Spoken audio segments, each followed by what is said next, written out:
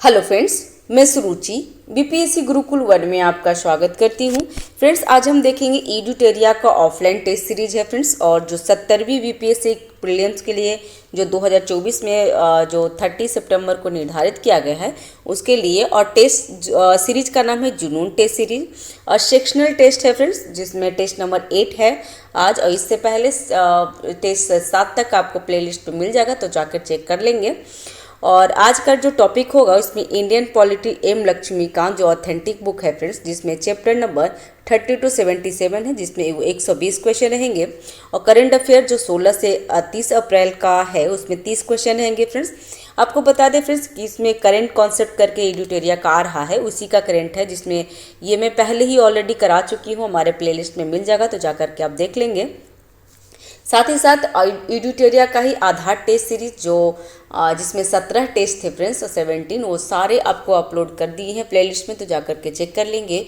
और perfection IAS का भी टेस्ट और साथ ही साथ प्लानर भी, उसका जो 90 डेज प्लानर हो रहा है वो भी मैं अपलोड कर रही हूँ। खान सर का बिहार स्पेशल भी अपलोड हो रहे हैं फ्रेंड्स, तो जाकर के देख लेंगे।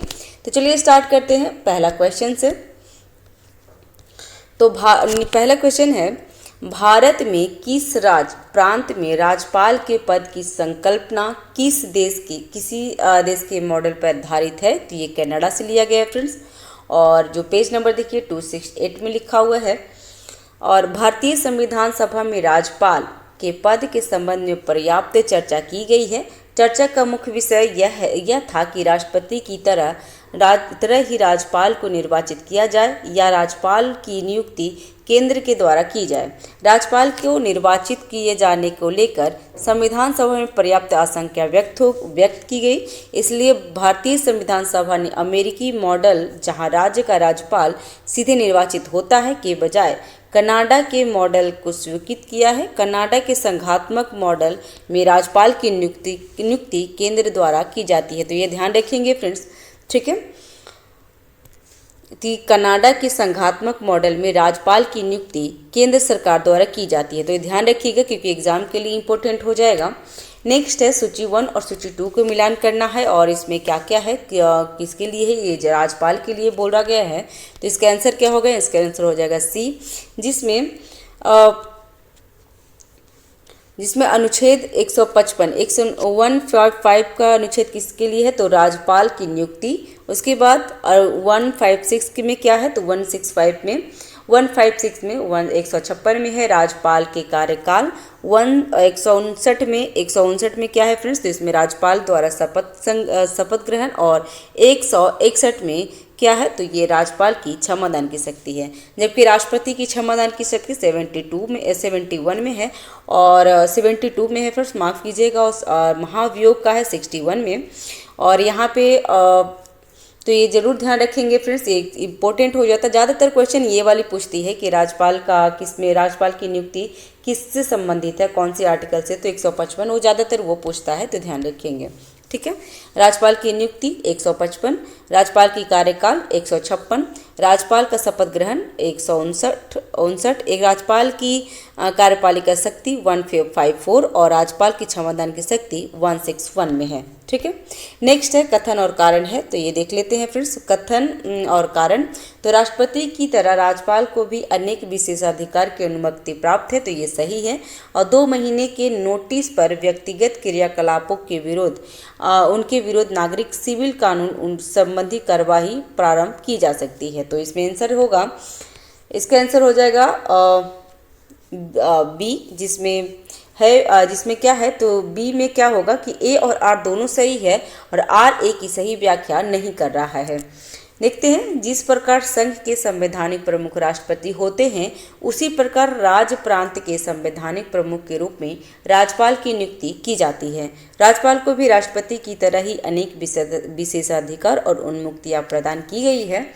उसे अपने शासकीय कृत्यों के लिए विविध दायित्व के निजी उन्मुक्ति प्राप्त होती है। साथ ही कार्यकाल के दौरान उससे आपराधिक कार्यवाही से संबंधित उन्मुक्ति प्राप्त है, चाहे वह शासकीय कृति हो या व्यक्तिगत। लेकिन उसे नागरिक सिविल कानून से संबंधित व्यक्तिगत क्रियाकलापों के विरुद्ध उन्मुक्ति प्राप्त नहीं है। 2 महीने के नोटिस पर उसे विरुद्ध उसके विरुद्ध व्यक्तिगत क्रियाकलापों के आधार पर किसी नागरिक का कानून के तहत उसे कार्रवाई किया जाएगा। तो ध्यान रखेंगे फ्रेंड्स।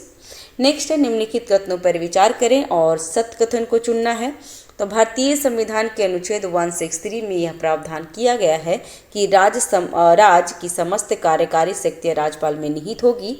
और अनुच्छेद 164 में के अनुसार अपने विवेकाधिकार वाले राज्यों वाला अपने अलावा अपने अन्य कार्यों को करने के लिए राज्यपाल को मंत्रिपरिषद की सलाह लेनी होगी। तो दोनों गलत है फ्रेंड्स, इसका आंसर होगा डी। राज्य की समस्त कार्यकारी शक्तियां राज्यपाल में निहित होगी, यह प्रावधान 154 में है, ठीक है, न कि अनुच्छेद 163 में।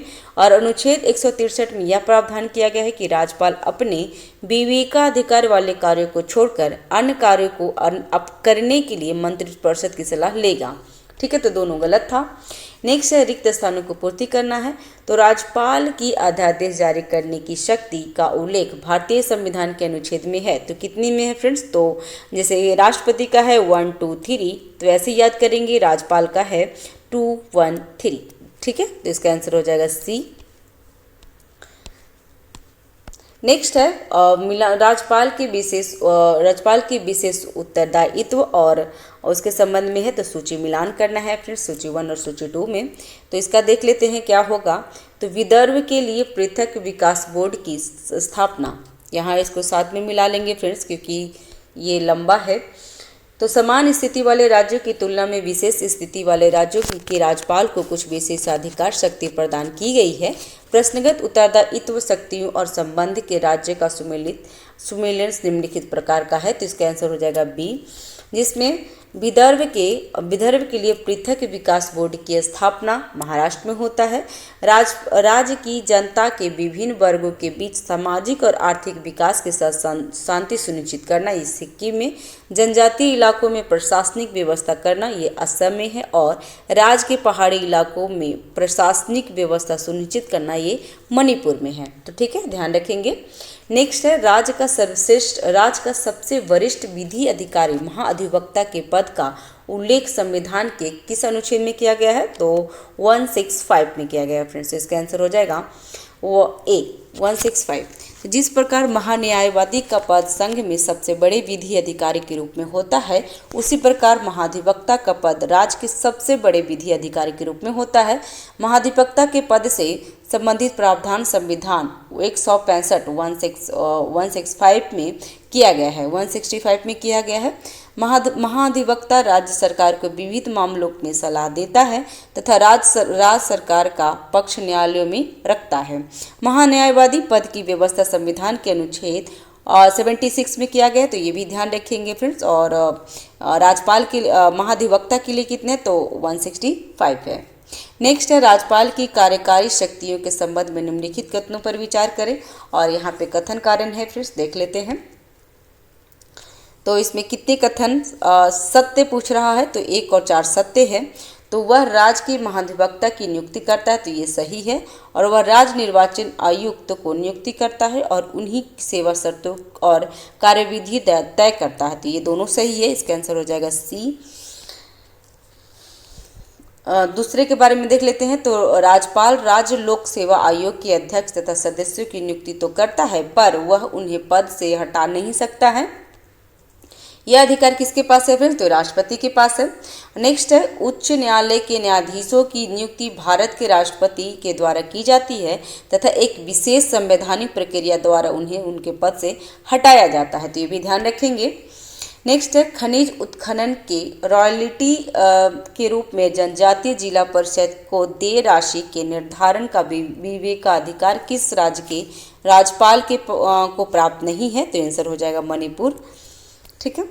भारतीय संविधान के अंतर्गत सैद्धांतिक रूप से किसी राज्य के राज्यपाल को अनेक विशेषाधिकार प्रदान किए गए हैं, पर वास्तविक स्थिति के राज्यपाल को सैद्धांतिक रूप से संवैधानिक प्रमुख की भूमिका निर्वहन करना होता है और उन्हें परामर्श के अनुसार कार्य का निर्वहन करना होता है।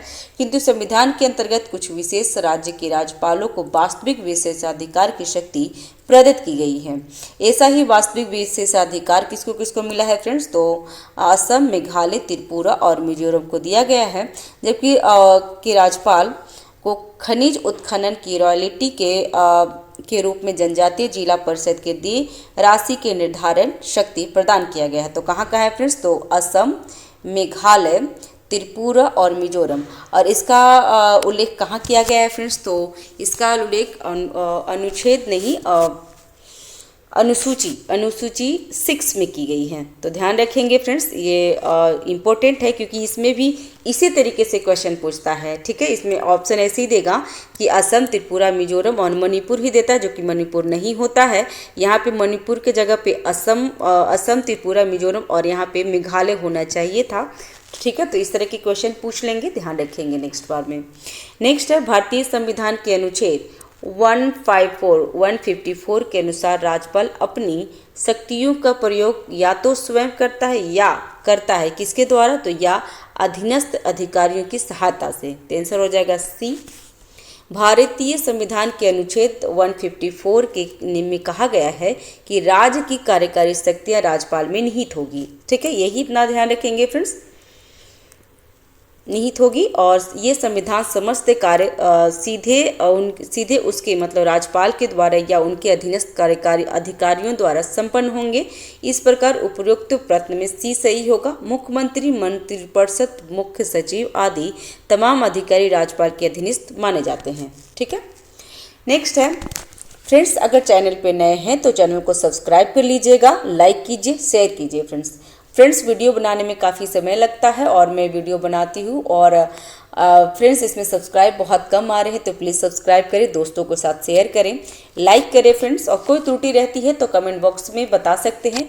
हमारा टेलीग्राम भी चैनल है फ्रेंड्स, तो वहाँ पे आप ज्वाइन हो सकते हैं, मैं PDF वहाँ पे प्रोवाइड कर दूँगी। ठीक है, तो 11 नंबर क्वेश्चन है, राज्यपाल को राज्य के विधान विषयक या प्रशासन मामले से संबंधी सूचना देने का मुख्यमंत्री का कर्तव्य संबंधी प्रावधान संविधान के किस अनुच्छेद में प्रावधानित है फ्रेंड्स? तो इसका आंसर हो जाएगा 167 में। ठीक है, तो भारतीय संविधान के अनुच्छेद 167 के अनुसार मुख्यमंत्री पर यह संवैधानिक कर्तव्य डाला गया है कि वे राज्यपाल को निम्नलिखित विषयों पे सूचना दें। कौन कौन विषय है फ्रेंड्स? तो राज्य के विधान विषयक मामले, राज्य के प्रशासनिक मामले की तथा राज्यपाल द्वारा मांगे गए विधान विषयक या प्रशासनिक मामलों में आदि में संबंधित सूचना है।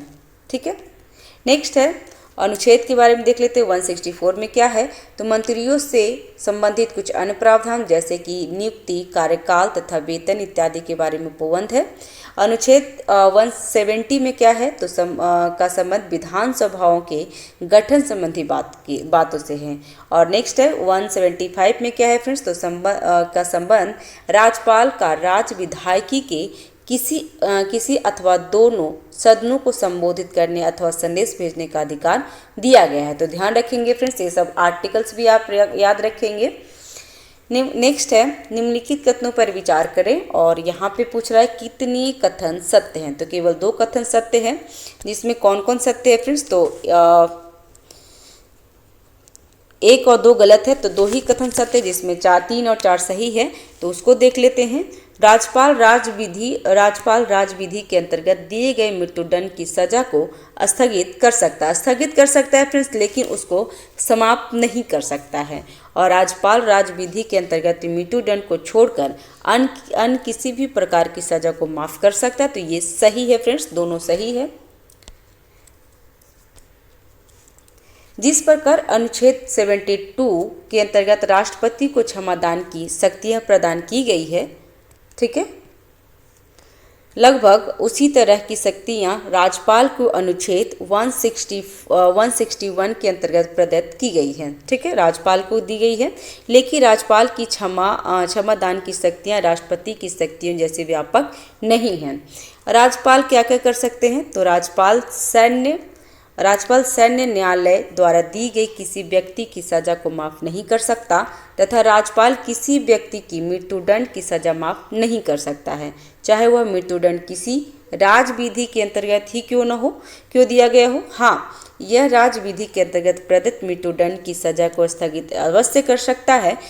ठीक है, तो इसका आंसर हो जाएगा इसका आंसर 2 सही था, 2 गलत था, तो इसका आंसर हो जाएगा बी। ठीक है, और राज्यपाल द्वारा विधि के अंतर्गत सजा पाए किसी व्यक्ति की सजा को क्षमा करना, प्रतिलंब, ये हम हाईलाइट कर देते हैं फ्रेंड्स, लघुकरण, परिहार और विराम कर सकता है। ठीक है, ठीक है फ्रेंड्स। और नेक्स्ट क्वेश्चन है, निम्नलिखित परिस्थितियों पर विचार करें और बताएं कि राज्यपाल किन परिस्थितियों में अध्यादेश जारी कर सकता है। तो इसमें देख लेते हैं क्या क्या है।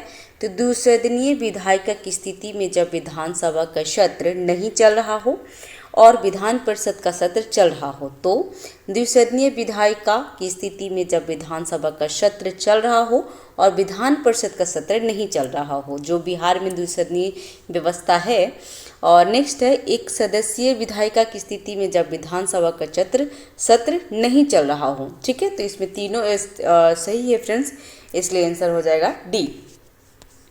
ठीक है, ये हम लोग देख लिए थे कि राज्यपाल संविधान के अनुच्छेद 213 के अंतर्गत अध्यादेश जारी करता है, और ये हमने जो पढ़े वही इसमें रिपीट किया हुआ है। ठीक है, नेक्स्ट है, किस राज्य का वास्तविक कार्यकारी प्रमुख होता है। किसी राज्य का वास्तविक कार्यकारी प्रमुख कौन होता है फ्रेंड्स? तो ये मुख्यमंत्री होते हैं। वास्तविक बोला जाए तो मुख्यमंत्री होते हैं फ्रेंड्स। भारत में ब्रिटिश संसदीय परंपरा के मॉडल को अपनाया गया है, जिसके अंतर्गत राज्यपाल किसी राज्य के संवैधानिक प्रमुख होते हैं। ठीक है, राज्यपाल क्या होते हैं? तो राज्यपाल किसी राज्य का संवैधानिक प्रमुख बनाए जाते हैं, जबकि मुख्यमंत्री वास्तविक कार्यकारी प्रमुख होते हैं। तो ध्यान रखेंगे। इस प्रकार किसी राज्य में मुख्यमंत्री की स्थिति उसी तरह है जिस तरह केंद्र में प्रधानमंत्री की।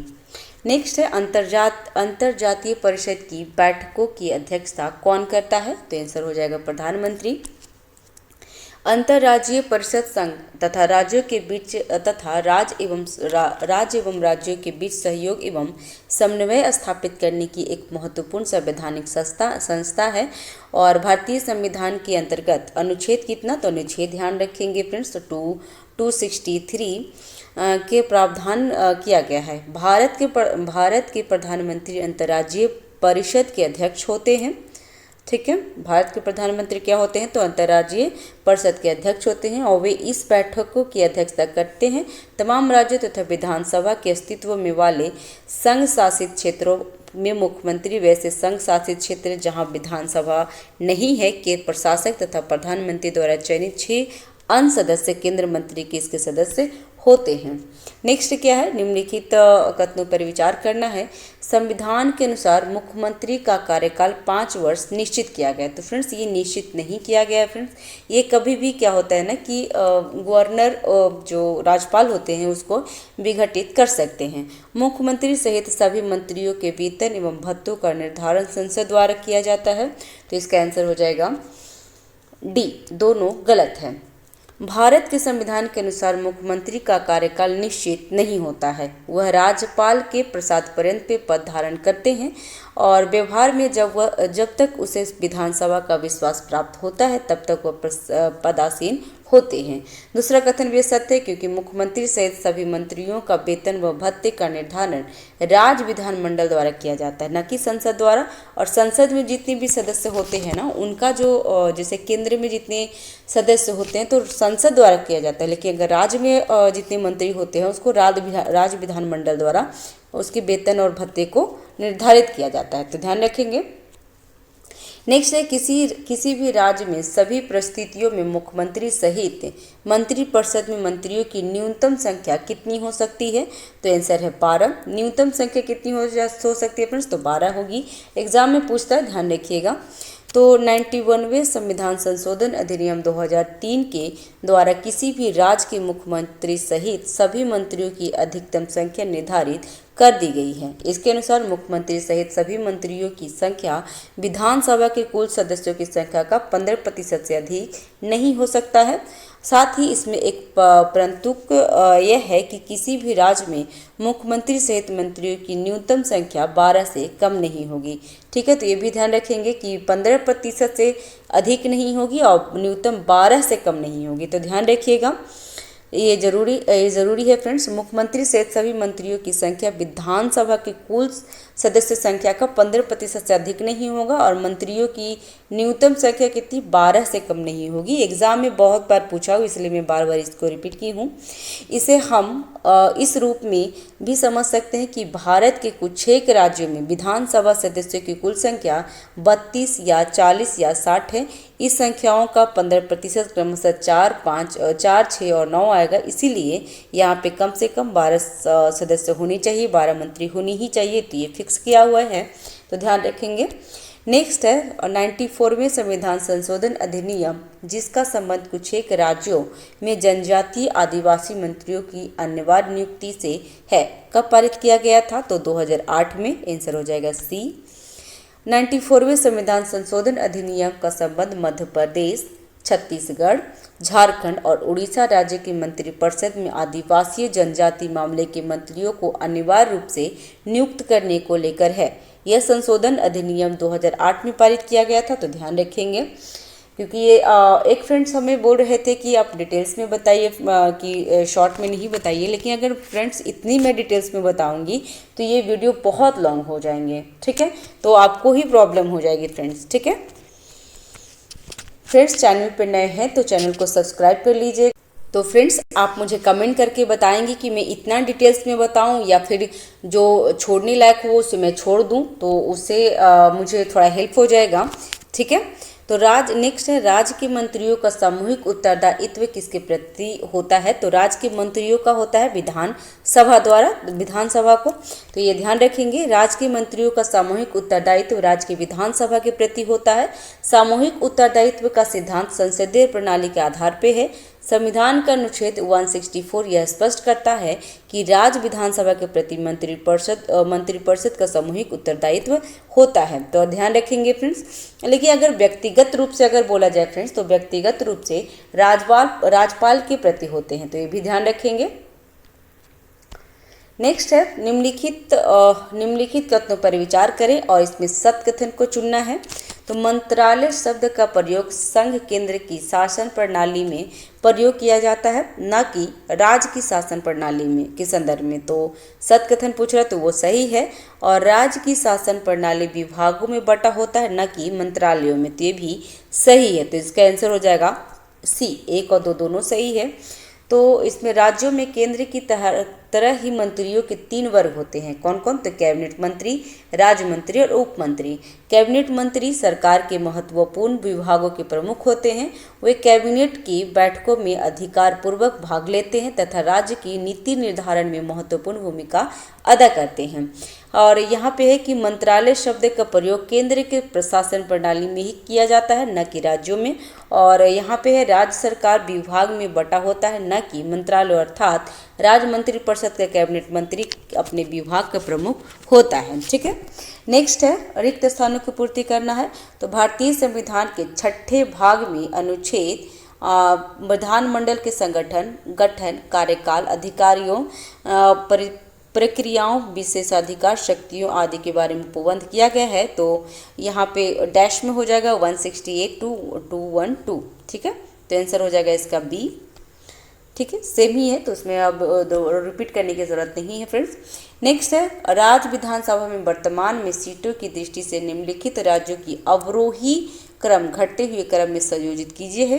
तो इसका आंसर हो जाएगा सी, जिसमें सबसे पहले पश्चिम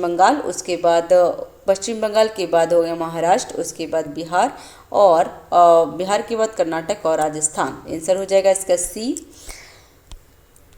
देख लेते हैं कि बिहार में कितनी सीटें हैं फ्रेंड्स। तो बिहार में 243 है, पश्चिम बंगाल में 249, महाराष्ट्र में कितना है फ्रेंड्स? तो 288, कर्नाटक में 224 और राजस्थान में 200 हैं। तो सबसे पहले इसलिए पश्चिम बंगाल को बोला गया था, उसके बाद महाराष्ट्र को, उसके बाद उसके बाद बिहार, उसके बाद कर्नाटक और राजस्थान है, ठीक है। सीटों की दृष्टि से सबसे बड़ा राज्य उत्तर प्रदेश है, जहां विधानसभा की सीटों की कुल संख्या 403 है। राज्यों में सबसे कम विधानसभा की सीटें वाला राज्य सिक्किम है, जहां सीटों की संख्या 32 है, ठीक है। नेक्स्ट है संघ शासित क्षेत्र दिल्ली और संघ शासित क्षेत्र पुडुचेरी की विधानसभा की सीटों की कुल योग कितना होगा। तो दिल्ली में कितना है फ्रेंड्स, दिल्ली में 70 है और पुडुचेरी में 30 है, तो टोटल कितना हो गया 100। आंसर हो जाएगा इसका डी। नेक्स्ट है अब तक भारत में कुल कितने परिसीमन आयोग गठित किए गए हैं। तो आंसर हो जाएगा इसका 4। भारत में प्रत्येक जनगणना के बाद लोकसभा तथा विधानसभा की सीटों की पुनर्धारण के लिए परिसीमन आयोग की गठन करते हैं और संवैधानिक प्रावधान है। इस उद्देश्य के तहत 1952, 1962, 1972 और 2002 में संसद ने परिसीमन आयोग की अधिनियम पारित किए थे। 42वें संविधान संशोधन अधिनियम 1976 के द्वारा निर्वाचन क्षेत्रों का परिसीमन वर्ष 2000 तक के लिए रोक दिया गया था और 1971 की जनगणना के अनुरूप ही निर्वाचित क्षेत्रों के आकार को निश्चित किया गया था। इसी प्रकार 2001 में 84 मतलब 84वें संविधान संशोधन अधिनियम के द्वारा यह व्यवस्था की गई कि निर्वाचन क्षेत्र की तुलनात्मक पुनर्निर्धारण वर्ष 1991 की जनगणना के आधार पर किया जाए यह वर्ष 2026 तक के लिए निर्धारित किया जाएगा। तो ये हाँ तो ध्यान रखिएगा कि जनगणना का जो अभी हमारे पास मंत्री और मंत्रालय वगैरह है ना फ्रेंड्स, वो 2026 तक फिक्स है। 2026 के बाद जो जनगणना होगी ना, उसके बाद जो लोकसभा या विधानसभा चुनाव होगा तो फिर वो मंत्री चेंज हो जाएंगे, ठीक है। नेक्स्ट है क्या है, प्रावधान दिया हुआ सूची मिलान करना है फ्रेंड्स। तो क्या क्या किसके अंतर्गत में है तो वो देख लेते हैं, यहाँ पे कम्प्लीटली अच्छे से देख लेते हैं फ्रेंड्स। तो विधानसभाओं का गठन कब कितना में होता है, तो अनुच्छेद 170 में। विधान परिषदों का गठन 171 में। विधानसभा के अध्यक्ष तथा उपाध्यक्ष तो 178 में। और विधान परिषद के सभापति एवं उपसभापति का उल्लेख 182 में है। तो ध्यान रखेंगे फ्रेंड्स, इसका आंसर हो जाएगा बी।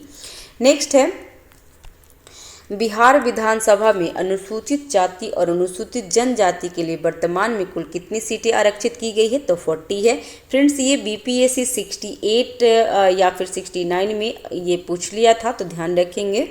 वर्ष 2008 के परिसीमन के बाद बिहार विधानसभा में अनुसूचित जाति के कुल 38 तथा अनुसूचित जनजाति की कुल 2 सीटें आरक्षित की गई है।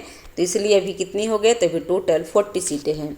नेक्स्ट है निम्नलिखित कथनों पर विचार करें, और यहाँ पे पूछ रहा है सत्य कथन को चुनना है। तो इसमें सत्य कथन कौन से होंगे फ्रेंड्स, तो संविधान के अनुच्छेद 202 का संबंध विधानसभा में प्रस्तुत किए जाने वाले वार्षिक वित्तीय विवरण से है, और अनुच्छेद 204 का संबंध राज्यों के विनियोग विधेयक से है।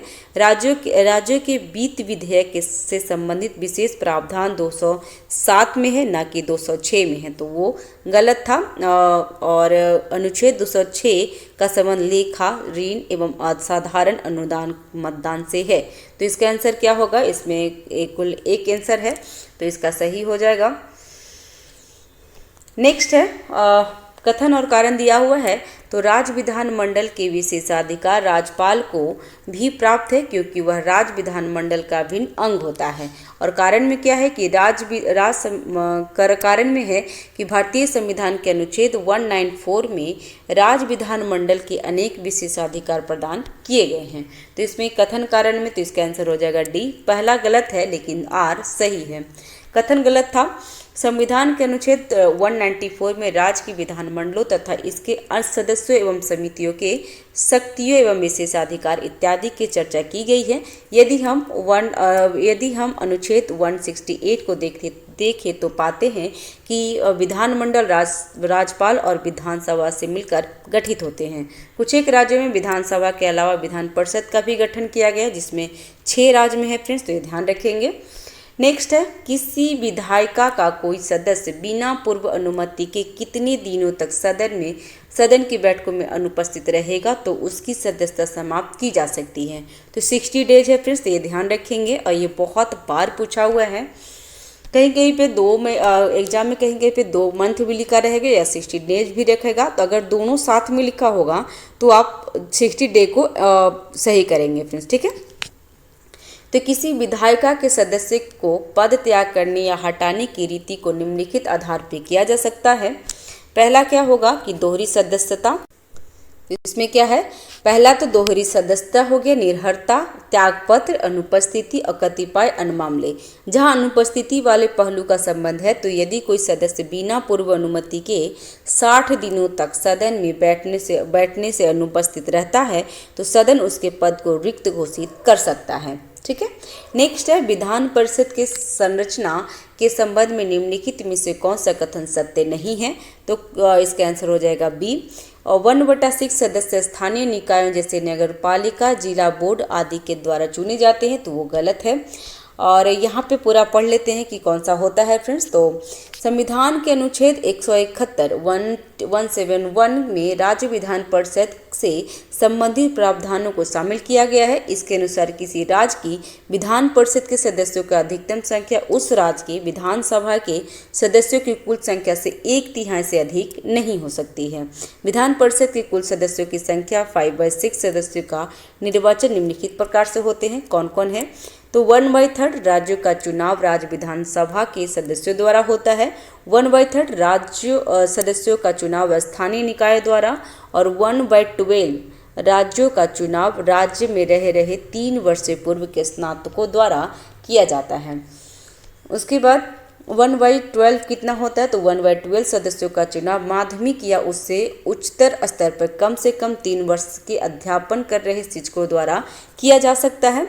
साथ ही विधान परिषद में 1/6 सदस्यों राज्यपाल के द्वारा मनोनीत होते हैं, तो ये ध्यान रखिएगा, ये पूछता है किया जाता है जो कला, साहित्य, विज्ञान, सहकारिता या समाज सेवा के क्षेत्र में विशेष ज्ञान या अनुभव रखने वाले व्यक्ति में से होते हैं। ठीक है, तो ये ध्यान रखेंगे फ्रेंड्स, एग्जाम में पूछता है। इनफैक्ट इसमें जितने भी क्वेश्चन है ना फ्रेंड्स, एग्जाम में पूछा गया है, तो आप अगर PYQ देखेंगे तो उसमें सबको आपको मिल जाएगा। नेक्स्ट है, उच्च न्यायालयों से संबंधित प्रावधान संविधान में कहाँ समाविष्ट किए गए हैं, तो क्या है, तो आंसर हो जाएगा इसका सी। भाग 6 में अनुच्छेद 214 से 231 214 से 231 तक है, तो ध्यान रखेंगे।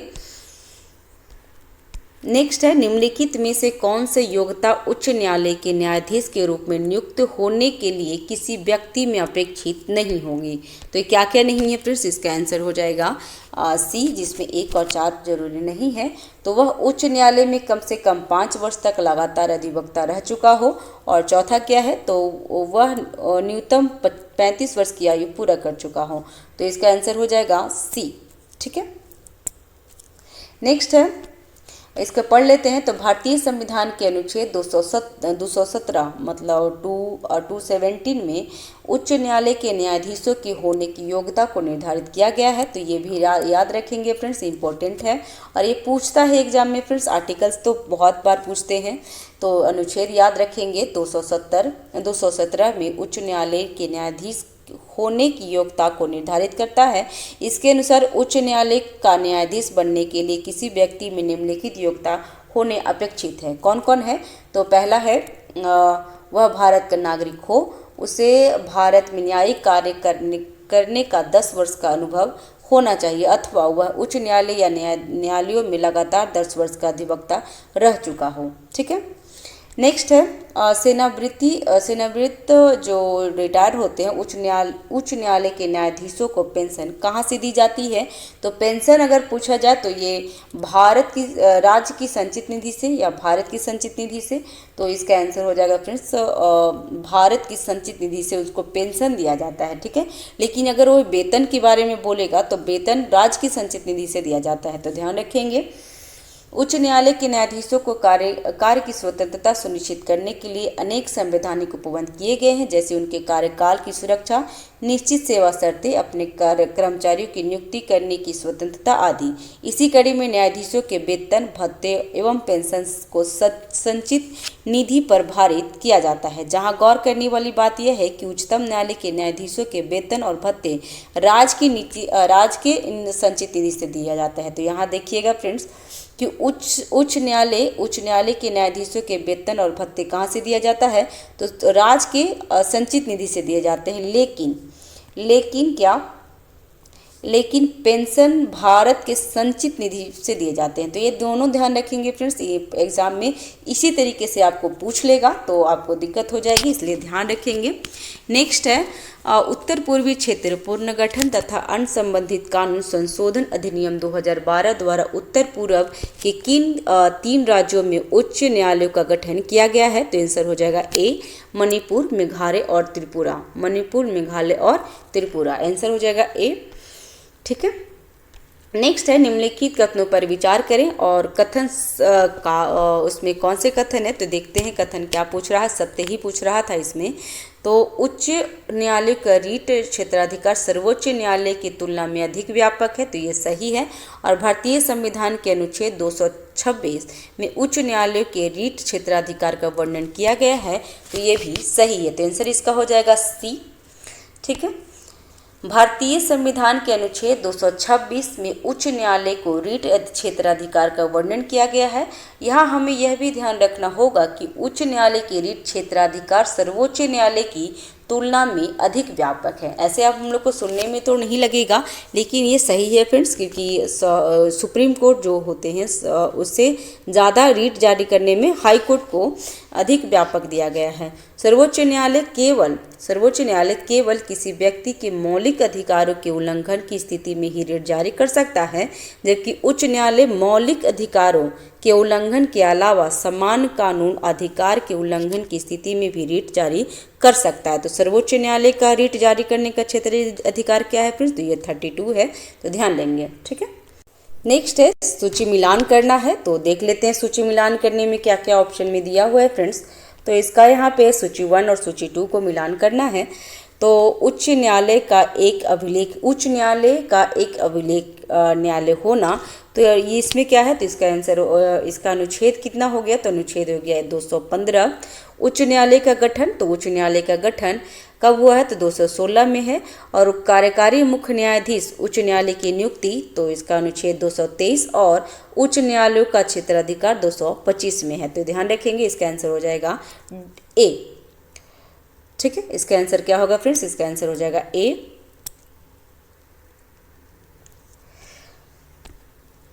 नेक्स्ट है संविधान के अनुच्छेद 215 के अनुसार उच्च न्यायालय एक अभिलेख न्यायालय होगा। अभिलेख न्यायालय का क्या तात्पर्य है फ्रेंड्स? तो इसका आंसर हो जाएगा 1 और 3, जिसमें बी आंसर है इसका। तो एक में है क्या है? उच्च न्यायालय के फैसले, कार्रवाई और कार्य के रिकॉर्ड के सुरक्षित रखे जाते हैं, उन्हें कानूनी परंपरा और संदर्भों के तहत माना जाता है। और दूसरा क्या था कि उन उच्च न्यायालय की अपनी अवमानना पर दंड देने की शक्ति का होना। तो आंसर हो जाएगा इसका बी। संविधान के अनुच्छेद 215 के अनुसार उच्च न्यायालय एक अभिलेख न्यायालय होता है, तो ये ध्यान रखेंगे। ठीक है। अभिलेख न्यायालय के रूप में उच्च न्यायालय के पास 2 शक्तियां होती हैं। कौन कौन? तो जो अभी हमने देखा कि उच्च न्यायालय के फैसले, कार्यवाही और कार्य रिकॉर्ड के रूप में परिसाक्ष्य के लिए सुरक्षित रखे जाते हैं, इन्हें कानूनी परंपराओं और संदर्भों के तहत माना जाता है। उच्च न्यायालय को अपनी अवमानना पर दंड देने का भी अधिकार होता है। नेक्स्ट, संविधान का कौन सा अनुच्छेद इस बात का प्रावधान करता है कि 2 या अधिक राज्यों के लिए एक साझे उच्च न्यायालय की स्थापना की जा सकती है? तो अनुच्छेद कितना है? तो अनुच्छेद 231, आंसर हो जाएगा सी। ठीक है।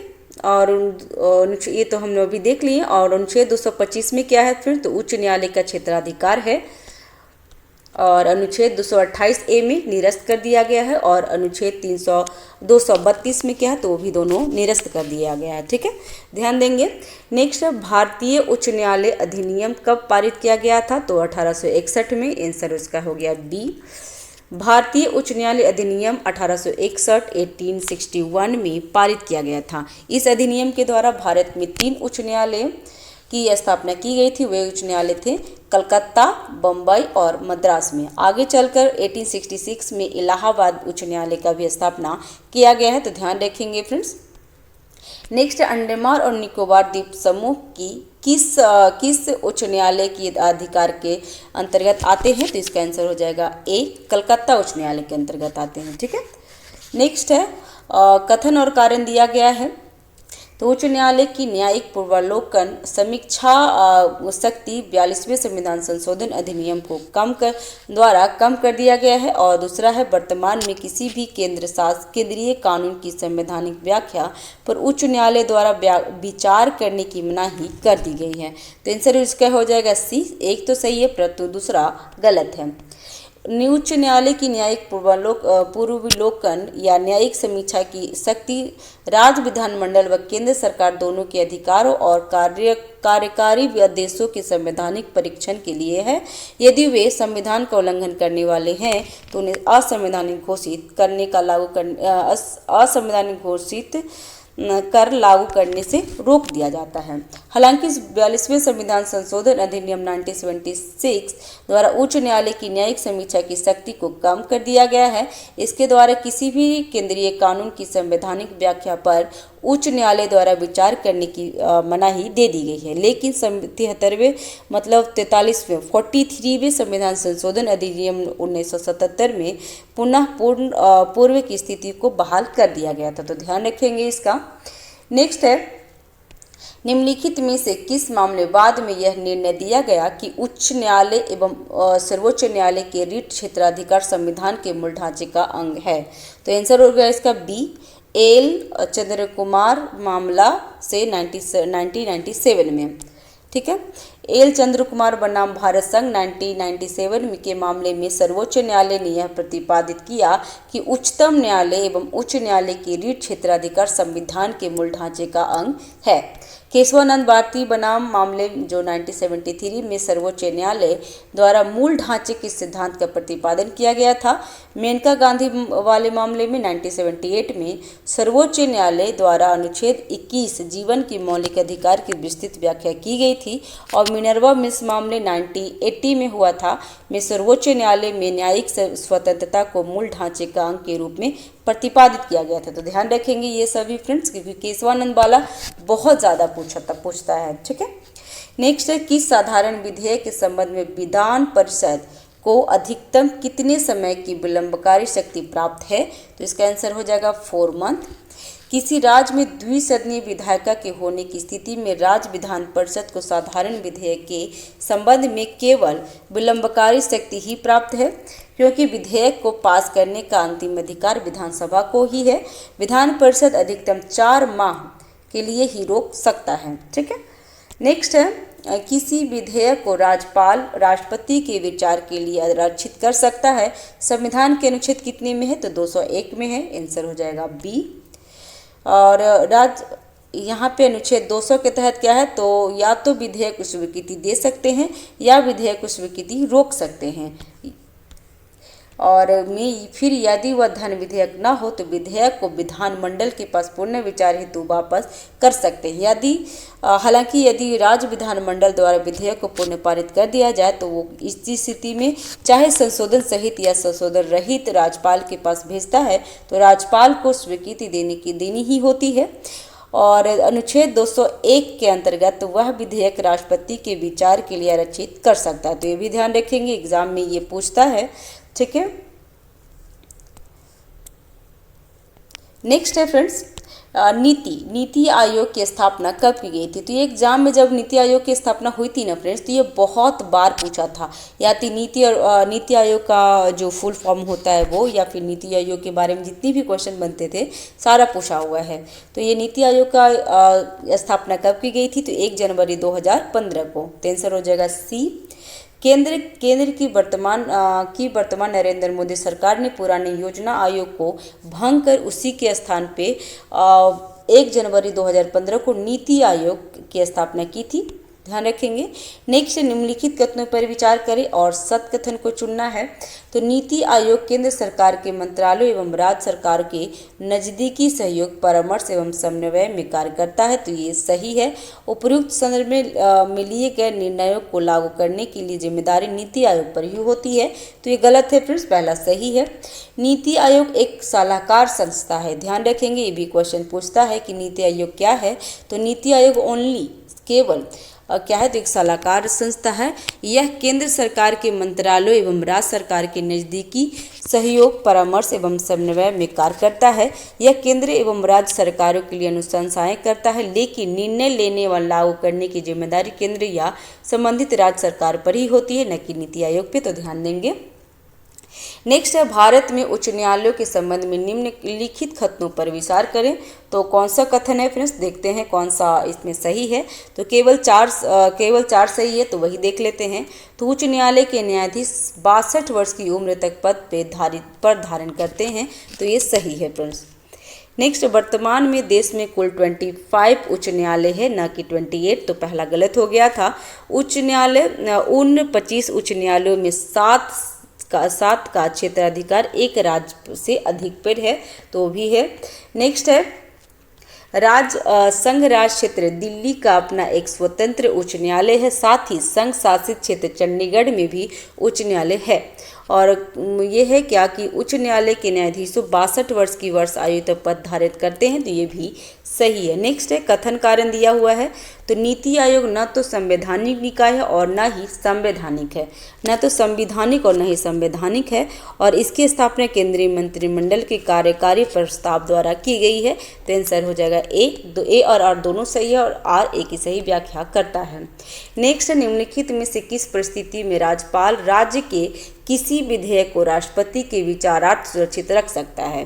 तो इसका जो यहाँ पे क्या है, तो देख लेते हैं। यदि वह संविधान के विरुद्ध अधिकारित हो, यदि वह राज्य के नीति निर्देशक तत्व के विरोध हो, यदि इससे उच्च न्यायालय की स्थिति को खतरा हो, और यदि विधेयक अनुच्छेद 31 के तहत संपत्ति के अनिवार्य अधिग्रहण से संबंधित हो। तो इसका आंसर हो जाएगा बी, ये सभी है। नेक्स्ट है, कथन और कारण देखना है फ्रेंड्स। तो मुख्यमंत्री राज्य सरकार के किसी मंत्री को बर्खास्त कर सकते हैं, और मुख्यमंत्री राज्य मंत्रिपरिषद का प्रमुख होता है। तो पहला तो गलत है, परंतु आर सही है। तो इसका आंसर हो जाएगा डी। मुख्यमंत्री राज्य के किसी मंत्री को बर्खास्त नहीं कर सकता है। मंत्री या मंत्रियों के साथ किसी मतभेद की स्थिति में मुख्यमंत्री संबंधित मंत्री से त्यागपत्र मांग सकते हैं, या राज्यपाल उन्हें बर्खास्त करने का परामर्श देते हैं। ठीक है, दे सकते हैं, राज्यपाल को परामर्श कर सकते हैं कि इन्हें हटा दीजिए, लेकिन वो खुद नहीं कर सकते हैं। ठीक है, और मुख्यमंत्री राज्य मंत्रिपरिषद का प्रमुख होता है। नेक्स्ट है, भारतीय संविधान का भाग क्या है, तो भाग 9B किससे संबंधित है, तो सहकारी समिति से। आंसर हो जाएगा बी। 2011 के 57वें, फ्रेंड्स ये ध्यान रखेंगे, ये एग्जाम में पूछता है कि सहकारी समिति का किस संविधान संशोधन द्वारा ऐड किया गया था। तो 97वें संविधान संशोधन 2011 में सहकारी समिति को संवैधानिक दर्जा और संरक्षण प्रदान किया गया है। इसने संविधान में एक नया भाग कितना, तो भाग 9B जोड़ा, जिसका शीर्षक है सहकारी समितियां। अनुच्छेद कितना है फ्रेंड्स, तो ये भी पूछता है। तो 243ZH से 243ZT तक है। नेक्स्ट, बलवंत राय मेहता समिति के संबंध में निम्नलिखित कथनों पर विचार करें और सत्य कथन को चुनना है। तो इसमें सत्य कथन कौन सी है फ्रेंड्स, इसका आंसर हो जाएगा 1957 में गठित समिति की सिफारिशों को राष्ट्रीय विकास परिषद द्वारा, इसको वापस पढ़ लेते हैं फ्रेंड्स। 1957 के गठित समिति की सिफारिशों को राष्ट्रीय विकास परिषद द्वारा 1958 में स्वीकार किया गया था। तो आंसर इसका हो जाएगा बी। नेक्स्ट है, ये मैं डिस्क्रिप्शन में डाल दूंगी, ये मैं अपना टेलीग्राम चैनल पे डाल दूंगी फ्रेंड्स, तो वहाँ पे जाकर डिटेल्स में पढ़ सकते हैं। ठीक है, निम्नलिखित कथनों पर विचार करें तथा असत्य कथन का चयन करना है। तो कौन से असत्य होगा फ्रेंड्स, इसका आंसर हो जाएगा डी। और सत्य है वही पढ़ लेते हैं, असत्य को छोड़ देते हैं। तो 2 अक्टूबर 1959 को पहली बार राजस्थान में पंचायती राज व्यवस्था का स्थापना की गई थी। तो ये सही है। आंध्र प्रदेश पंचायती राज व्यवस्था को लागू करने वाला दूसरा राज्य था। तो ये सही है। और 1960 के दशक में सभी राज्यों में पंचायती राज व्यवस्था के स्वरूप अलग अलग था। तो ये भी सही है। तो डी गलत है। ठीक है, सभी नहीं बल्कि कुछ राज्यों में न्याय पंचायत की स्थापना की, जो छोटे दीवानी आपराधिक मामलों के लिए था। ठीक है, और ये हमने पढ़ लिया फ्रेंड्स, तो इतना नहीं पढ़ना डिटेल्स में। नेक्स्ट है पंचायती राज व्यवस्था के संबंध में अशोक मेहता समिति का गठन किस वर्ष किया गया था? तो इसका आंसर हो जाएगा दिसंबर 1977 को। दिसंबर 1977 के जनता पार्टी सरकार ने अशोक मेहता की अध्यक्षता में पंचायती राज संस्थाओं पर एक समिति को गठन किया था। इसे अगस्त 1978 में अपनी रिपोर्ट सौंपी थी और देश में पदोन्मुखी पंचायती राज पद्धति को पुनर्जीवित और मजबूत करने हेतु 132 सिफारिशें की थी, तो ध्यान रखेंगे। नेक्स्ट निम्नलिखित कथनों पर विचार करें, और इसमें पूछा हुआ है, क्या पूछ रहा है तो वो देख लेते हैं। इसमें सत कथन को चुन रहा है, तो इसमें यही देख लेते हैं फ्रेंड्स। भारत सरकार अधिनियम 1935 द्वारा लागू प्रांतीय स्वतंत्रता के अंतर्गत स्थानीय स्वशासन को प्रांतीय विषय घोषित किया गया है। भारत में 8 प्रकार के शहरी स्थानीय शासन है, जिसमें क्या क्या, तो नगर पालिका परिषद, नगर पालिका, अधिसूचित क्षेत्र समिति, शहरी क्षेत्र समिति, छावनी बोर्ड, शहरी क्षेत्र समिति, पतन न्यास और विशेष उद्देश्य के लिए गठित एजेंसी। नेक्स्ट है नगरीय शासन की प्रणाली को 74वें संविधान संशोधन अधिनियम 1992 द्वारा संवैधानिक दर्जा मिल गया है, लेकिन केंद्र स्तर पर नगरीय स्थानीय शासन का विषय निम्नलिखित 3 मंत्रालयों से संबंधित है। कौन कौन? तो आवास और शहरी मामलों के मंत्रालय, दूसरा है रक्षा मंत्रालय कैंटोनमेंट बोर्ड के मामले में, और गृह मंत्रालय संघीय क्षेत्र के मामले में, तो ध्यान रखेंगे। नेक्स्ट है भारत में पहला नगर निगम 1688 में किस स्थान पर लागू किया गया है? तो ये बहुत बार पूछा है फ्रेंड्स, इसका आंसर हो जाएगा बी, मद्रास में। और कब? तो 1688 में भारत का पहला नगर निगम मद्रास में स्थापित किया गया था। और यहाँ पे कब? तो कौन सी चार्टर था? तो ये 30 दिसंबर 1687 के जारी किया था, हालांकि 29 सितंबर 1668 में अस्तित्व में आ गया था। नेक्स्ट है यहाँ पे मिलान करना है सूची और सूची 2 में, तो कब क्या हुआ है वो देख लेते हैं फ्रेंड्स। तो इसका आंसर हो जाएगा डी, इसका आंसर है डी। तो जिसमें 1726 मतलब 1726 में क्या हुआ था? तो 1726 में बम्बई तथा कलकत्ता में नगर निगम स्थापित हुई थी। 1882 में क्या हुआ था फ्रेंड्स? तो 1882 में स्थानीय स्वशासन के लिए मैग्ना कार्टा, जो रिपन के टाइप में आया था। 1870 में क्या हुआ था? तो 1870 में लॉर्ड मेयो का वित्तीय विकेंद्रीकरण हुआ था, और 1907 में रॉयल कमीशन ऑन डिसेंट्रलाइजेशन की नियुक्ति हुई थी। तो आंसर इसका क्या है? तो आंसर इसका डी है। नेक्स्ट है कथन और कारण दिया हुआ है फ्रेंड्स, तो इसमें देख लेते हैं क्या है। तो केंद्र शासित प्रदेश के मामले में संघीय व्यवस्था कमजोर हो जाती है और केंद्र शासित प्रदेश राष्ट्रपति के सीधे नियंत्रण में होता है, तो दोनों सही है। इसका आंसर हो जाएगा ए और आर दोनों सही है, और आर ए की सही स्पष्टीकरण कर रहा है। तो सभी राज्य भारत की संघीय व्यवस्था के सदस्य हैं और वह केंद्र के साथ शक्ति के विभाजन के सहभागी हैं। दूसरी ओर केंद्र शासित प्रदेश वह क्षेत्र हैं जो केंद्र सरकार जो राष्ट्रपति द्वारा सीधे नियंत्रण में होते हैं, इसलिए ऐसे प्रदेश को केंद्र शासित प्रदेश भी कहा जाता है। इस प्रकार ये प्रदेश संघीय प्रणाली से भिन्न है। जहां तक इस केंद्र शासित प्रदेशों एवं दिल्ली के संबंध में बात की, तो भारत सरकार इस संबंध में पूर्णतः एकाकी है। ठीक है फ्रेंड्स, चैनल पे नए हैं तो चैनल को सब्सक्राइब कर लीजिए। फ्रेंड्स लाइक कीजिए और शेयर कीजिए। फ्रेंड्स अभी बज रहा है रात के 2 और रात में 2 बजे मैं वीडियो बना रही हूँ, क्योंकि दिन में मुझे टाइम नहीं मिलते हैं और अभी मुझे टाइम मिल रहा है तो मैं अभी बना रही हूँ। फ्रेंड्स नेक्स्ट है निम्नलिखित में से कौन से पहले केंद्र शासित प्रदेश थे? तो कौन कौन थे फ्रेंड्स? इसका आंसर हो जाएगा ए, जिसमें गोवा के हिमाचल प्रदेश, त्रिपुरा और मिजोरम ये पहले केंद्र शासित प्रदेश थे, लेकिन अभी वो देश मतलब वो राज्य बन गए हैं। नेक्स्ट है अनुच्छेद मिलान करना है, सूची से मिलान करना है, तो ये देख लेते हैं यहाँ पे फ्रेंड्स, क्योंकि इसमें गलत नहीं होना चाहिए और एग्जाम में पूछा हुआ है। तो 60 का आंसर हो जाएगा ए। और इसमें सही और इसमें क्या क्या है ये देख लेते हैं, क्योंकि इसमें से ना फ्रेंड्स 1-2 क्वेश्चन आते हैं, एक क्वेश्चन आ जाएंगे, तो याद रखिएगा। 243 तो क्या है? तो परिभाषा है। 243 डी सीटों का आरक्षण है। ये ध्यान रखिए, डी मतलब डिवाइड और डिवाइड मतलब सीटों का आरक्षण। ठीक है। और 243 ई में क्या है तो पंचायतों का कार्यकाल, और 243 जी में क्या है फ्रेंड्स तो पंचायतों की शक्ति, प्राधिकार तथा उत्तरदायित्व। 243 एच में पंचायतों के कार्यारोपण की शक्ति, और 243 के में है पंचायतों का चुनाव। तो फ्रेंड्स इसमें सबसे ज्यादा तो इम्पोर्टेंट 24 ई होता है फ्रेंड्स, ये ज्यादा पूछता है, और बीट तौर के लिए भी पूछता है, तो ये ध्यान रखिएगा सबसे ज्यादा। वो 2-3 इसमें जो जितने हैं ये ज्यादा बार पूछे हुए हैं, ये ध्यान रखिएगा, क्योंकि इडुटेरिया का है। इडुटेरिया सबसे पहले इडुटेरिया काफी समय से एग्जाम के लिए फोकस है, से ज़्यादा अच्छे से क्वेश्चन सेट करते हैं फ्रेंड्स। नेक्स्ट, संविधान की 6ठी अनुसूची के अंतर्गत गठित स्वशासी जिलों के संबंध में निम्नलिखित कथनों पर विचार करना है। और यहाँ पे क्या पूछ रहा है तो यहाँ पे बोल रहा है कितने कथन सत्य हैं। तो 1 और 3 गलत है और 2 और 4 सही है, तो दोनों ये याद कर लेते हैं फ्रेंड्स। 2 और 4 सही है, 1 और 3 गलत है।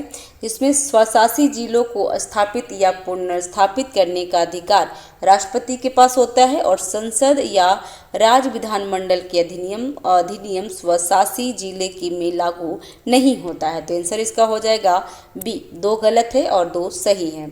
ठीक है। 6ठी अनुसूची में क्या है फ्रेंड्स, इसी में पहले मैं बता चुकी हूँ। इसी में पहले मैं जो क्वेश्चन आया था तो उसमें बताई थी कि 6ठी अनुसूची में कौन कौन शामिल है। तो इसमें असम, मेघालय, त्रिपुरा और मिजोरम है फ्रेंड्स। मिजोरम की जगह पे आपको बार बार वहाँ देखने को मिलेगा मणिपुर देखने को मिलेगा, तो ये जरूर ध्यान रखिएगा क्योंकि ये एग्जाम में गलत हो जाता है। जनजातीय क्षेत्र में स्वशासी जिलों का गठन किया जाता है, लेकिन वे संबंधित राज्य के कार्यकारी प्राधिकार के बाहर नहीं होता है।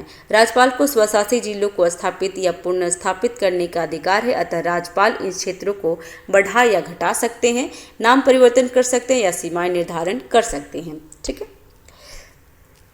नेक्स्ट है, और निम्नलिखित कथनों पर विचार कीजिए और असत्य कथन को चुनना है। तो संविधान 239 242 में केंद्र शासित प्रदेशों के संबंध में उपबंध है, और ये सभी केंद्र शासित प्रदेशों की प्रशासनिक पद्धति में एक रूपता नहीं है। तो इसका क्या आंसर होगा फ्रेंड्स, इसमें असत्य पूछ रहा है, तो आंसर हो जाएगा इसका ए। केवल एक असत्य है जबकि दोनों सत्य है। संविधान के भाग 8 के अंतर्गत अनुच्छेद 239 से 261, 41 में केंद्र शासित प्रदेशों के संबंध में उपबंध है, यद्यपि केंद्र शासित प्रदेश एक ही श्रेणी के हैं, लेकिन उनकी प्रशासनिक पद्धति में समानता नहीं है। ठीक है। नेक्स्ट है, केंद्र शासित प्रदेश के संबंध में असत्य कथन का चयन करना है। और असत्य कथन कौन सा है फ्रेंड्स, तो इसका है डी। दिल्ली के मंत्रियों की नियुक्ति उपराज्यपाल मुख्यमंत्री की सलाह पे करते हैं, तो ये गलत है। ठीक है। राष्ट्रपति मुख्यमंत्री की नियुक्ति करता है, न कि उपराज्यपाल। अन्य मंत्रियों की नियुक्ति राष्ट्रपति मुख्यमंत्री के सलाह पे करते हैं। मंत्री राष्ट्रपति के प्रसाद पर्यंत पे होते हैं। मंत्रिमंडल सामूहिक रूप से विधानसभा के प्रति उत्तरदायी होते हैं। ठीक है। नेक्स्ट है, अनुसूचित जनजाति के कल्याण हेतु अनुसूचित क्षेत्र के प्रबंधन हेतु आयोग का गठन कब किया गया है, तो 1960 में। आंसर हो गया इसका बी।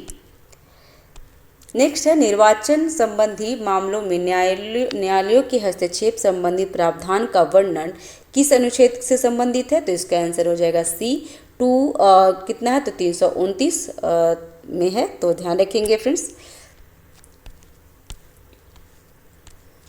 अनुच्छेद, ये अनुच्छेद हम लोग पढ़ लेते हैं। तो अनुच्छेद हो गया 227 में क्या है तो विधानमंडलों के लिए निर्वाचनों के संबंध में उपबंध करने की शक्ति संसद की शक्ति। दूसरा है 328 में किसी राज्य के विधानमंडल के लिए निर्वाचनों के संबंध में उपबंध करने की उस विधानमंडल की शक्ति। और अनुच्छेद 329 में निर्वाचन संबंधी मामलों में न्यायालयों के हस्तक्षेप का वर्जन। और अनुच्छेद 330 में क्या है तो लोकसभा में अनुसूचित जाति और अनुसूचित जनजातियों के लिए स्थानों का आरक्षण। याद रखेंगे। नेक्स्ट है, निर्वाचन आयोग के संबंध में निम्नलिखित कथनों पर विचार करें और असत्य कथन को चुनना है। तो कौन से असत्य कथन होगा, तो इसका आंसर हो जाएगा डी। कोई भी असत्य नहीं, इसमें सारे सत्य हैं फ्रेंड्स। ठीक है, तो हम वही पढ़ लेते हैं कि निर्वाचन आयोग के अध्यक्ष उसी प्रकार हटाया जा सकता है जैसे उच्चतम न्यायालय के न्यायाधीशों को हटाया जाता है, तो ये सही है। निर्वाचन आयोग एक अर्ध न्यायिक संस्था के रूप में कार्य करता है, तो ये भी सही है। और निर्वाचन आयोग में मुख्य निर्वाचन आयोग की शक्ति 2 अन्य निर्वाचन आयुक्तों के समान ही होती है, तो तीनों सही है। तो इसका आंसर हो जाएगा डी, उसमें कोई भी गलत नहीं था। नेक्स्ट है, संघ लोक सेवा आयोग हर वर्ष अपने कार्यों की रिपोर्ट किसे सौंपता है, तो इसका आंसर हो जाएगा सी, राष्ट्रपति को। नेक्स्ट है, संघ लोक सेवा आयोग हर वर्ष अपने कामों की रिपोर्ट राष्ट्रपति को देता है। राष्ट्रपति इस रिपोर्ट को जिन मामलों में आयोग की सलाह स्वीकृति नहीं की गई हो के कारणों सहित ज्ञापन को संसद के दोनों सदनों में समक्ष प्रस्तुत करता है। नेक्स्ट, निम्नलिखित कथनों पर विचार करें और सत्य कथन को चुनना है। तो इसमें कौन सा सत्य कथन होगा फ्रेंड्स, तो इसका सिर्फ सत्य कथन 3 है। तो वित्त आयोग का कार्यकाल राष्ट्रपति के आदेश के तहत तय होती है, तो ये सही है, बाकी गलत है। ठीक है, तो यहाँ पे भारत के संविधान के अनुच्छेद 280 के अंतर्गत अर्धन्यायिक निकाय के रूप में वित्त आयोग की व्यवस्था की गई है। इसका गठन राष्ट्रपति द्वारा हर 5 वर्षीय आवश्यकता अनुसार उससे पहले किया जाता है, अतः यह एक अस्थायी संस्था है। वित्त आयोग के अध्यक्ष और 4 अन्य सदस्य होते हैं जिनकी नियुक्ति राष्ट्रपति द्वारा की जाती है। उनका कार्यकाल राष्ट्रपति के आदेश के तहत तय किए जाती हैं और उनकी पुनः नियुक्ति भी हो सकती है, ध्यान रखेंगे। नेक्स्ट है, प्रथम वित्त आयोग के अध्यक्ष कौन थे, तो इसका आंसर हो जाएगा केसी नियोगी। ठीक है, नेक्स्ट है, निम्नलिखित कथनों पर विचार करें और इसमें सत्य कथन को चुनना है, तो सिर्फ 2 सही होगा। फिर इसमें क्या है, जीएसटी परिषद की स्थापना राष्ट्रपति के आदेश द्वारा की गई है, तो इसका आंसर हो जाएगा बी।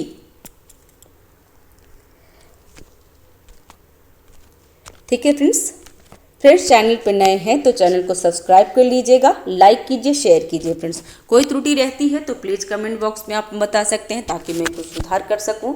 और फ्रेंड्स, डिटेल्स में बताने में बहुत लंबा वीडियो हो जाएगा, तो अब हम लोग थोड़ा शॉर्ट कर लेंगे, जो ज़रूरत होगा वो मैं बता दूंगी। ठीक है,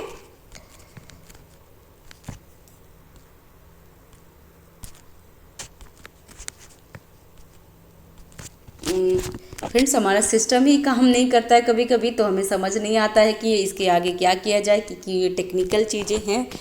और थोड़ा सा माफ़ कीजिएगा फ्रेंड्स, इसमें हमारी कोई गलती नहीं है। रात की 2-2:30 बज रहे हैं और मैं नेक्स्ट है, पंचायती राज संस्थानों को संबंध में किस समिति ने इसे बिना जड़ की घास कहा था, तो किसने कहा था फ्रेंड्स, तो इसका आंसर हो जाएगा GV के राव समिति ने। ठीक है, नेक्स्ट है, कथन और कारण है। यहाँ कथन दिया है, यहाँ कारण दिया है। तो अन्य निर्वाचन आयुक्तों को मुख्य निर्वाचन आयुक्त की तरह कार्यकाल की सुरक्षा उपलब्ध नहीं है। और दूसरा है कारण कि अन्य निर्वाचन आयुक्त को मुख्य निर्वाचन आयुक्त की सिफारिश पर हटाया जा सकता है, तो इसका आंसर हो जाएगा ए। कथन और कारण दोनों सही है, कारण कथन की सही व्याख्या कर रहा है। फ्रेंड्स, नेक्स्ट यहाँ पे अनुच्छेद दिया हुआ है और विषय वस्तु दिया हुआ फ्रेंड्स, तो इसमें देख लेते हैं इसमें क्या पूछ रहा है। तो इसमें गलत युग्म पूछ रहा है, तो इसका आंसर हो जाएगा डी। और मिलान कर लेते हैं इसमें, तो 243 टी में क्या लिखा हुआ है, तो सीटों का आरक्षण। 243Z में नगर पालिकों के लेखों का अंकेक्षण और 243ZA में नगर पालिकों का चुनाव और 243ZB में संघ शासित प्रदेश में लागू और 243(5) में भी में सदस्यता की योग्यता है। तो ध्यान रखेंगे फ्रेंड्स, ये वरीयता क्रम से भी इसमें ये क्वेश्चन आता है, नगर पालिका से और पंचायत से भी जो आता है ना, वो भी आप ध्यान रखिएगा, एग्जाम में पूछता है। नेक्स्ट है, केंद्र शासित प्रदेश के संबंध में निम्न कथनों पर विचार करें। और यहाँ पे पूछ रहा है कथन सत्य हैं, तो इसमें सभी 4 सत्य हैं फ्रेंड, जिसमें संसद सभी केंद्र शासित प्रदेशों के 3 विषय पर कानून बना सकता है, तीनों विषय पर कानून बना सकते हैं, तो बिल्कुल सही है। पुडुचेरी विधानसभा समवर्ती सूची के विषय पे कानून बना सकता है, तो ये भी सही है। राष्ट्रपति विधि बनाकर संसद के किसी अधिनियम को समाप्त या संशोधित कर सकते हैं, तो ये भी सही है फ्रेंड्स। दिल्ली विधानसभा की तरह ही जम्मू कश्मीर की विधानसभा पुलिस व्यवस्था पे कानून नहीं बना सकती है, तो ये भी सही है फ्रेंड्स। तो इसका आंसर हो जाएगा डी। ठीक है, नेक्स्ट है, वही सब इसमें दिया हुआ है तो इसको दोबारा करने की ज़रूरत नहीं है, और मैं इसका PDF आपको प्रोवाइड करा दूंगी आपके प्लेलिस्ट पे, तो हमारे टेलीग्राम पे, तो वहाँ पे जाकर देख लेंगे फ्रेंड्स। नेक्स्ट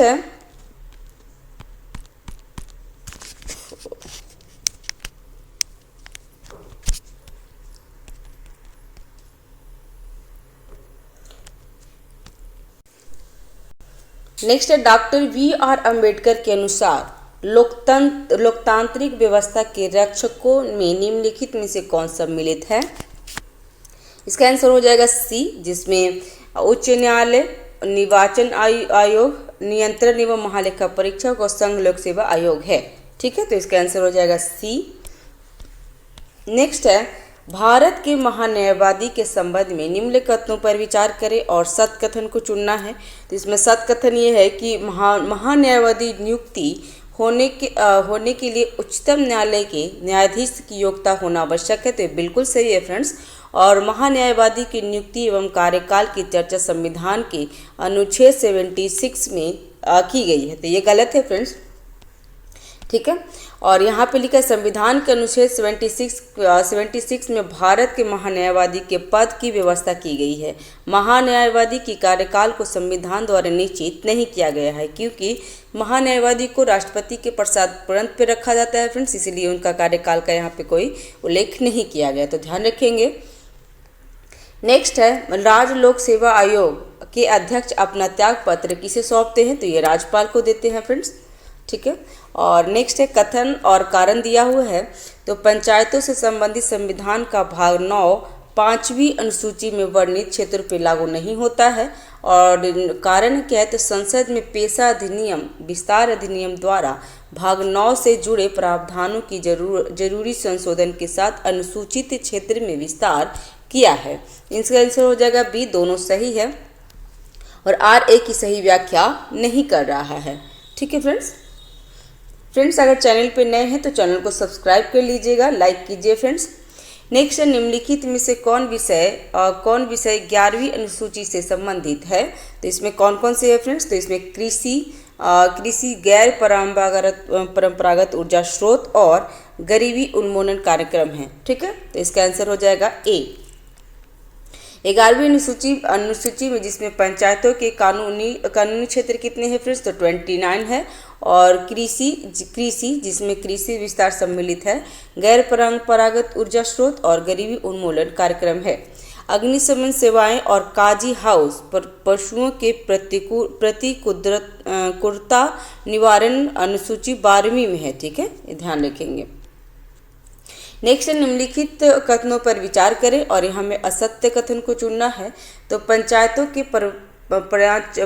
के विषय वस्तु नगरपालिका के विषय वस्तु की तुलना में ज़्यादा व्यापक है, तो बिल्कुल सही है, क्योंकि पंचायतों का जो यहाँ पे असत्य, हाँ बिल्कुल, क्योंकि पंचायतों का जो विषय वस्तु है ना फ्रेंड्स वो 29 है और नगरपालिका का 18 है। तो ठीक है, और 74वां संविधान संशोधन अधिनियम में 24 अप्रैल 1993 को प्रभावित किया था। तो ये फ्रेंड्स 24वां नहीं 74वां नहीं फ्रेंड्स, यहाँ पे 73 जो हुआ था पंचायत का वो 24 अप्रैल को हुआ था। ये 74वां अधिनियम संशोधन हुआ था, इसका डेट हो गया था फ्रेंड्स 1 जून 1993 में हुआ था, तो ये ध्यान रखेंगे, ना कि 24 को हुआ था। नेक्स्ट है, निम्नलिखित कथनों पर विचार करें तथा असत्य कथन का चयन करें। तो इसका असत्य ही पूछ रहा था फ्रेंड्स, तो असत्य इसका आंसर हो जाएगा बी, दूसरा गलत है। नेक्स्ट है, असत्य कथन में तो नगर पालिका में अनुसूचित जाति अनुसूचित जनजाति को उनकी जनसंख्या के अनुपात में सीटें आरक्षण की गई है, तो वो सही है फ्रेंड्स। और राज्य विधानमंडल में नगरपालिका के अध्यक्ष निर्वाचन का तरीका प्रदान करता है, तो ये भी सही है। और नगरपालिका में आरक्षण की सुविधा अनुच्छेद 334 और 334 में विनिर्दिष्ट समापन अवधि 330 तक पश्चात तक ही हो जाएगी, तो ये सही है। दूसरा गलत था फ्रेंड्स, ठीक है, दूसरा गलत था। तो ध्यान रखेंगे इसमें क्या था कि महिलाओं के लिए 1/3 सीटें जिसमें अनुसूचित जाति, अनुसूचित जनजाति और पिछड़े वर्ग की महिलाओं से संबंधित आरक्षित सीटें भी आरक्षित की गई है। फ्रेंड्स आपको बता देंगे पेज नंबर 343 पे है, तो आप वहाँ पे जाकर के भी चेकआउट कर सकते हैं, ठीक है। पंचायतों में नगरपालिकाओं में पिछड़े वर्ग के लिए आरक्षण की कोई प्रावधान नहीं है, तो बी गलत था। नेक्स्ट है यहाँ पे लिखा हुआ समवर्ती सूची शामिल करना है, तो कौन कौन समवर्ती सूची का विषय है तो देख लेते हैं फ्रेंड्स इसमें। तो इसका आंसर हो जाएगा 1, 4 और 5, जिसमें वन, कारखाने और विद्युत है, वही ये समवर्ती सूची का विषय है। वन, कारखाने और विद्युत समवर्ती सूची में शामिल है। लोक व्यवस्था राज्य सूची का विषय है और पेटेंट संघ सूची का विषय है, तो ध्यान रखेंगे इसका आंसर हो जाएगा सी। नेक्स्ट है बढ़ते वरीयता क्रम के अनुसार निम्नलिखित पदों को व्यवस्थित करें, और यहाँ पे देख लीजिएगा वरीयता क्रम से क्वेश्चन आता है फ्रेंड्स, तो इसका आंसर हो जाएगा सी। और जिसमें सबसे पहले है लोकसभा का उपाध्यक्ष, उसके बाद 4 में उच्चतम न्यायालय के न्यायाधीश, और उसके बाद राष्ट्रमंडल देशों के उच्चायुक्त, उसके बाद हो जाएंगे भारत रत्न से सम्मानित व्यक्ति और उपाध्यक्ष नीति, ठीक है, उपाध्यक्ष नीति आयोग के है, तो ये ध्यान रखिएगा, इसका आंसर हो जाएगा सी। नेक्स्ट है निम्नलिखित कथनों पर विचार करें तथा असत्य कथन का चयन करना है, तो इसमें कौन असत्य है फ्रेंड्स, तो इसका आंसर हो जाएगा डी। जिसमें लिखा हुआ है कि डी गलत है, इसमें है ये कि अनुच्छेद 371 महाराष्ट्र और गुजरात के लिए विशेष उपबंध करता है, न कि हिमाचल प्रदेश और असम के लिए, तो इसीलिए गलत हो गया। और ये दोनों नीति आयोग के सदस्य भारत के महान्यायवादी की वरीयता क्रम के ऊपर हैं, तो ये सही है। जन्म और मृत्यु का पंजीकरण समवर्ती सूची का विषय है, तो ये भी सही है। और 36वें संविधान संशोधन द्वारा सिक्किम को भारतीय संघ का पूर्ण दर्जा दिया गया था, तो ये भी सही है। फ्रेंड्स ये 69 में बीपीएससी में पूछ लिया था सिक्किम के बारे में, तो आप ध्यान रखेंगे। नेक्स्ट है निम्न युग्मों पर विचार करना है और कितनी सही है वो पूछ रहा है। तो नगर निगम महापौर निर्वाचित होते हैं, तो ये सही है। अधिसूचित क्षेत्र समिति औद्योगिकरण के कारण विकासशील कस्बा है, तो ये भी सही है। नगर क्षेत्रीय समिति छोटे कस्बों में प्रशासन के लिए गठित किए जाते हैं, तो सही है। और छावनी परिषद केंद्र सरकार द्वारा शासित होते हैं, तो ये भी सही है। तो आंसर इसका हो जाएगा डी, सभी सही थे, वही इसमें डिस्क्रिप्शन में दिया हुआ है फ्रेंड्स। नेक्स्ट है वर्तमान में देश भर में कितनी छावनी बोर्ड है, तो 62 है, ठीक है फ्रेंड्स। यहाँ पे देखिए 62 यहाँ पे छावनी बोर्ड है। वर्तमान में देश में 62 छावनी बोर्ड है, जिसमें 4 कोटि में नागरिक जनसंख्या के आधार पे बांटा गया है, ठीक है। तो ये कोटि है जिसमें 1 से 50 के ऊपर, उसके बाद दो में क्या है 10,000 से 50,000 के, और 2.5 तीसरे में है 2500 से 10,000, और चौथे में है 2500 से कम, ठीक है। तो यहाँ ध्यान रखिएगा। नेक्स्ट है नगरपालिका विधेयक निम्न में किस प्रधानमंत्री के शासनकाल में पेश किया गया था, तो इसका आंसर हो जाएगा डी, जिसमें राजीव गांधी, वीपी सिंह और नरसिम्हा राव में नगरपालिका विधेयक पेश किया गया था। और फाइनली वो देखिए अगस्त 1989 में राजीव गांधी द्वारा पेश किया गया था, बीपी सिंह द्वारा 1990 में, और नरसिम्हा राव द्वारा 1991 में, और फिर लास्ट में 74वां संविधान संशोधन अधिनियम के रूप में पारित हुआ, और 1 जून 1993 में को प्रभावी में आ गया था नगरपालिका, तो ध्यान रखेंगे। नेक्स्ट है संविधान के किस अनुच्छेद में जिला योजना समिति का वर्णन किया गया है, तो जिला योजना समिति का वर्णन अनुच्छेद 243D में किया गया है फ्रेंड्स, तो इसका आंसर ध्यान रखेंगे।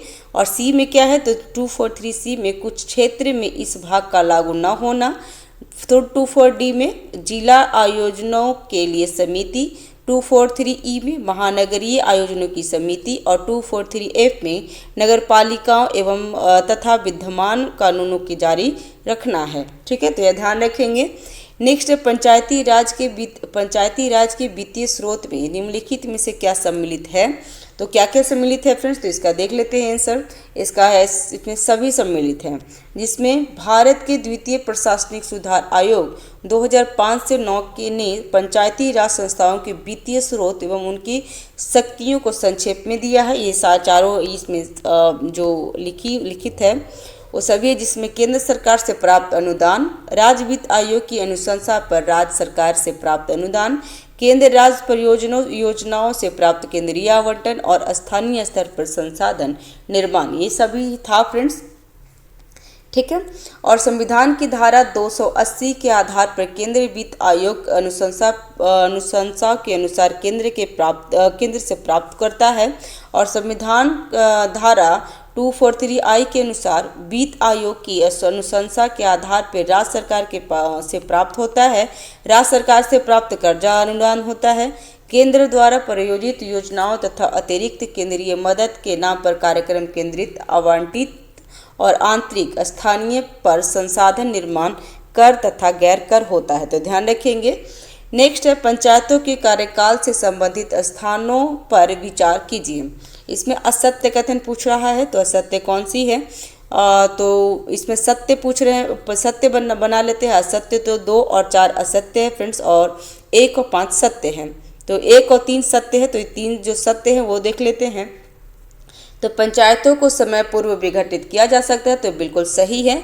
और विघटित होने पर नए पंचायत का गठन केवल शेष अवधि तक किया जाएगा, तो ये सही है फ्रेंड्स, ध्यान रखेंगे। तो इसका गलत पूछ रहा था, तो 2 और 4 गलत है, इसका आंसर हो जाएगा ए। ठीक है। नेक्स्ट है ऐसा राज्य जिसकी जनसंख्या डैश से ऊपर ना हो को माध्यमिक स्तर का पंचायत के गठन न करने की छूट है। तो किसमें, तो 20 लाख से ऊपर नहीं होना चाहिए। आंसर हो जाएगा इसका बी। ठीक है। पंचायती राज अधिनियम में सभी राज्यों के लिए त्रिस्तरीय का प्रावधान किया गया, अर्थात पहला क्या है, तो ग्राम, उसके बाद माध्यमिक और जिला स्तर पंचायत है।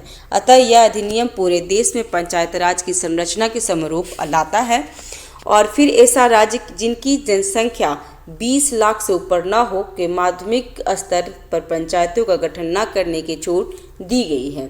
नेक्स्ट है निम्नलिखित कथनों पर विचार करें। और यहाँ पे सत्य कथन पूछ रहा है, तो दोनों सत्य है, जिसमें तीनों स्तरों पे पंचायतों के सभी सदस्यों का चुनाव प्रत्यक्ष रूप से होता है। और गांव स्तर पंचायत के अध्यक्ष का चुनाव राज्य के विधानमंडल द्वारा निर्धारित तरीके से किया जाता है। तो 2 और 3 सही था, तो आंसर इसका बी हो जाएगा। और अप्रत्यक्ष ढंग से चुने गए पंचायत के अध्यक्ष को पंचायतों की बैठक में मत देने का अधिकार नहीं होता है, तो वो गलत है फ्रेंड्स, तो ध्यान रखिएगा। किसी पंचायत के अध्यक्ष अथवा पंचायत के अन्य सदस्य जो प्रत्यक्ष अथवा अप्रत्यक्ष ढंग से निर्वाचित हुए हैं, पंचायतों की बैठकों में मत देने का अधिकार होता है, इसीलिए पहला गलत हो गया था। नेक्स्ट, संघीय क्षेत्रों के संबंध में विधायिका की अनुपस्थिति में प्रशासन का अध्यादेश जारी करने का शक्ति किस अनुच्छेद में वर्णित है, तो इसका आंसर हो जाएगा सी 3। इसका आंसर है 239 बी। ठीक है, 239 बी में। तो 239 ए में क्या है फ्रेंड्स, ये एग्जाम में पूछता है, तो दिल्ली से संबंधित विशेष प्रावधान है 239 में। 239 ए बी में क्या है, तो संवैधानिक तंत्र के विफल की स्थिति पे संबंधित प्रावधान है। और 239 बी में विधायिका को अनुपस्थिति में प्रशासन का अध्यादेश जारी करना की शक्ति है, तो ये ध्यान रखेंगे। नेक्स्ट है सूची है यहाँ पे सूची 1 और सूची 2। तो वित्त आयोग और अध्यक्ष के बारे में है फ्रेंड्स, तो कौन कैमा है, तो उसके बारे में यहाँ पे देखना है। तो इसका आंसर हो जाएगा डी, जिसमें नवा वित्त आयोग कौन है, तो एन के पी साल्वे, 10वां वित्त के.सी. पंत, 12वां कौन होगा, तो डॉक्टर सी रंगराजन, और 14वां वाइस वी रेड्डी हैं। तो ध्यान रखेंगे फ्रेंड्स, क्योंकि अभी वित्त आयोग के बारे में ध्यान रखिएगा, एक एग्जाम में पूछता है। ध्यान रखिएगा फ्रेंड्स। नेक्स्ट है जीएसटी परिषद के सदस्य होते हैं, कौन कौन होते हैं? तो इसका आंसर है केंद्रीय वित्त मंत्री, उसके बाद राज्य अथवा वित्त के प्रभावी केंद्रीय राज्य मंत्री और प्रत्येक राज्य के वित्त मंत्री होते हैं जीएसटी परिषद के सदस्य। तो इसका आंसर हो जाएगा सी। ठीक है, केंद्रीय वित्त मंत्री अध्यक्ष, राजस्व अथवा वित्त के प्रभावी केंद्रीय राज्य मंत्री तथा प्रत्येक राज्य के वित्त अथवा करारोपण के अथवा राज्य सरकार द्वारा नामित अन्य वित्त विभाग के मंत्री होते हैं। तो ध्यान रखेंगे फ्रेंड्स। नेक्स्ट है निम्नलिखित कथनों पर विचार करें और सत्य कथन को चुनना है। तो कितने सत्य कथन है? तो केवल एक है। उसमें कौन है? तो देख लेते हैं फ्रेंड्स। तो परिषद के सभी निर्णय इनके बैठकों में लिए जाते हैं। परिषद के कुल सदस्यों की आधी संख्या प्रत्येक बैठक के फोरम के रूप में अनिवार्य होते हैं। परिषद का प्रत्येक निर्णय बैठक में उपस्थित सदस्यों के भारी मतों के 3/4 बहुमत से लिया जाता है। निर्णय निम्नलिखित सिद्धांतों पर लिए जाते हैं। कौन कौन है? तो यहाँ पे देख लीजिएगा, यहाँ पे 1/4 नहीं होगा, 3/4 था फ्रेंड्स। ठीक है, तो इसीलिए वो सत्य है, बाकी एक सत्य है और बाकी सब गलत है। इसमें है केंद्र सरकार के मतों का भार बैठने के लिए कुल मतों के 1/3 के बराबर होनी चाहिए और दूसरा है समस्त राज्य सरकारों के मतों का भार बैठक में दिए गए कुल मतों के 2/3 के बराबर होने चाहिए। तो ये देख लीजिएगा, ध्यान रखिएगा फ्रेंड्स। नेक्स्ट है संविधान संशोधन संख्या और सूची 2 में क्या है? तो सूची 2 में है प्रावधान संबंधित प्रावधान है। तो इसके बारे में देख लेते हैं फ्रेंड्स। और एग्जाम में ये पूछता है तो जरूर ध्यान रखिएगा फ्रेंड्स। तो 91वां संविधान संशोधन में क्या हुआ था? तो मंत्रिपरिषद का आकार। 100वां में क्या हुआ? तो भूमि हस्तांतरण का ग्रहण जो बांग्लादेश और भारत के बीच में हुआ था। 102 में पिछड़ा वर्ग आयोग और 103 में आर्थिक रूप से कमजोर वर्ग के लिए संबंधित प्रावधान है। तो ये ध्यान रखेंगे फ्रेंड्स।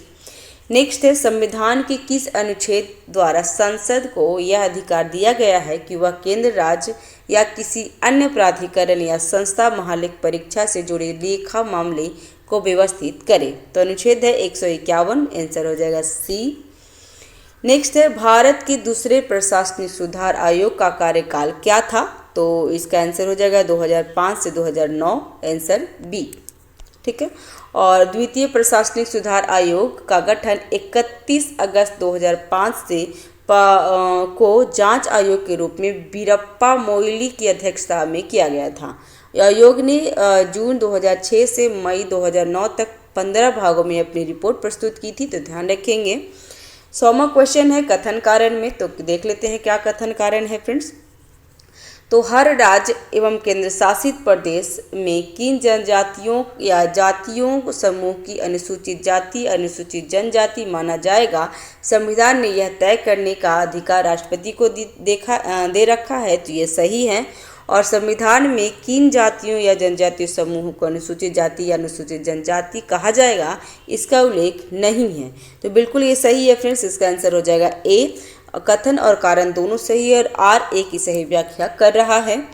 संविधान में इसका उल्लेख नहीं है कि किन जातियों या जनजातीय समूहों को अनुसूचित जाति या अनुसूचित जनजाति कहा जाएगा।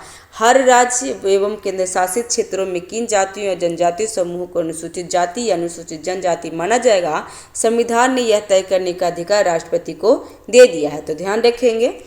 नेक्स्ट है कि संविधान संशोधन अधिनियम द्वारा अनुसूचित जाति तथा अनुसूचित जनजाति के लिए पृथक आयोग का प्रावधान किया गया है। तो इसका आंसर होगा 89वां संविधान संशोधन।